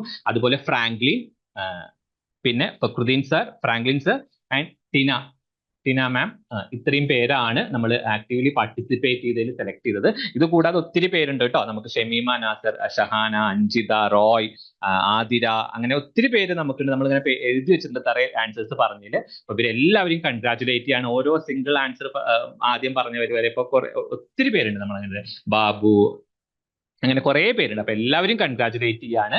അപ്പൊ നമ്മൾ ഈ പേര് നമുക്ക് ഈ ഒരു ഇതിൽ നമ്മൾ പേര് വിളിച്ച 4 പേര്, നിങ്ങൾ 4 പേര് ഒന്നില്ലെങ്കിൽ വീഡിയോ ഓൺ ആക്കിയിട്ട് നിങ്ങൾ ഒന്ന് എന്താ പറയാ നിങ്ങളുടെ കാര്യങ്ങളൊന്ന് പറയണം. നിങ്ങളുടെ ചാറ്റ് ബോക്സിൽ നിങ്ങളുടെ ഡീറ്റെയിൽസും മെന്ററിന്റെ പേരും, വിത്ത് മെന്റർഷിപ്പ് ആണെങ്കിൽ മെന്ററിന്റെ പേരൊന്ന് എഴുതി പറയണം, അല്ലെങ്കിൽ വീഡിയോ ഓൺ ആക്കി കമ്മ്യൂണിക്കേറ്റ് ചെയ്യണം. അതല്ലെങ്കിൽ SSC ആണെങ്കിൽ നിങ്ങളെ സ്റ്റുഡൻറ് സർവീസ് എക്സിക്യൂട്ടീവ് ആരാണെന്നുള്ളതൊന്ന് മെൻഷൻ ചെയ്യണേ. അപ്പൊ ഞങ്ങൾ പറയാണ്, ആദ്യം Muraleedharan sir, Tina, Franklin already hand raise ചെയ്തിട്ടുണ്ട്. അപ്പൊ എല്ലാവരും പാർട്ടിസിപ്പേറ്റ് ചെയ്ത എല്ലാവർക്കും കൺഗ്രാറ്റ്സ് പറയാണ്. നിങ്ങൾ ആക്റ്റീവ്ലി പാർട്ടിസിപ്പേറ്റ് ചെയ്തതിനു താങ്ക് യു. അപ്പോൾ ഓരോരുത്തരായിട്ടൊന്ന് നിങ്ങളുടെ ഡീറ്റെയിൽസ് ഒന്ന് വീഡിയോ ഓൺ ആക്കി പറയുകയാണെങ്കിൽ നന്നായിരിക്കും. Thank you.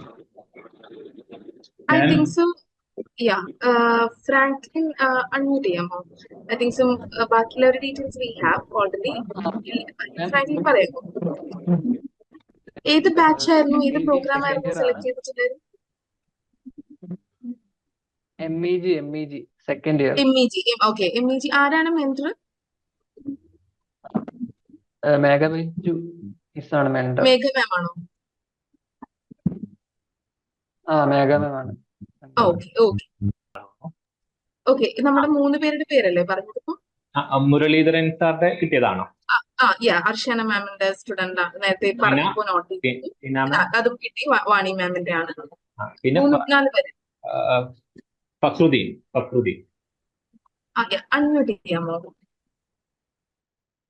ഫക്രുദ്ദീൻ മീറ്റിംഗിൽ ഉണ്ടെങ്കിൽ ഒന്ന് ഹാൻഡ് റൈസ് ചെയ്യാമോ, അല്ലെങ്കിൽ ചാറ്റ് ബോക്സിൽ ഒന്ന് മെസ്സേജ് ഇടാമോ? ഡീറ്റെയിൽസ് ഒന്ന്, ഏതാണ് പ്രോഗ്രാം, മെന്ററിന്റെ പേര്, അല്ലെങ്കിൽ സ്റ്റുഡൻസ് എക്സിക്യൂട്ടീവ് ഡിവിഷനിലാണെങ്കിൽ ആരാണ് മാം എന്നുള്ളതിന്റെ ഡീറ്റെയിൽസ് ഒന്ന് ഇടാമോ? ഫക്രുദ്ദീൻ മീറ്റിംഗിൽ ഉണ്ടല്ലോ. ഫക്രുദ്ദീൻ ഞാനിപ്പോ അൺമ്യൂട്ട് ചെയ്യാൻ റിക്വസ്റ്റ് കൊടുത്തിട്ടുണ്ട്. ട്രൈ അൺമ്യൂട്ട് ചെയ്യാൻ പറ്റുമോ എന്ന് നോക്കാം. ഓക്കെ, ഹലോ, കേൾക്കാം. Okay, thank you. Tasneem miss ആണ്, MA economics. So once again congratulations to everyone. So ക്വിസിന് കുറെ പേര് പാർട്ടിസിപ്പേറ്റ് ചെയ്തു. സോ നമ്മൾ സർ ഓൾറെഡി പറഞ്ഞു നമ്മൾ കുറെ പേര് പാർട്ടിസിപ്പേറ്റ് ചെയ്തിട്ടുണ്ടായിരുന്നു എന്നുള്ളതൊക്കെ. So once again congratulations to everyone who have participated for this competition. So നമുക്കറിയുന്നത് പോലെ നമ്മൾ ഇന്ന് ഗാന്ധിജയന്തി സെലിബ്രേഷൻ കുറച്ചധികം ലെങ്തി സെഷൻ ആയിരുന്നു. സോ പാർട്ടിസിപ്പേറ്റ് ചെയ്ത എല്ലാവരോടുള്ള താങ്ക് യു പറയാണ്. So we will again meet with another session. നമ്മൾ ഇതുപോലെ തന്നെയുള്ള എന്തെങ്കിലും special ഒക്കേഷൻസിൽ we will again meet. So once again thank you everyone. By, take care.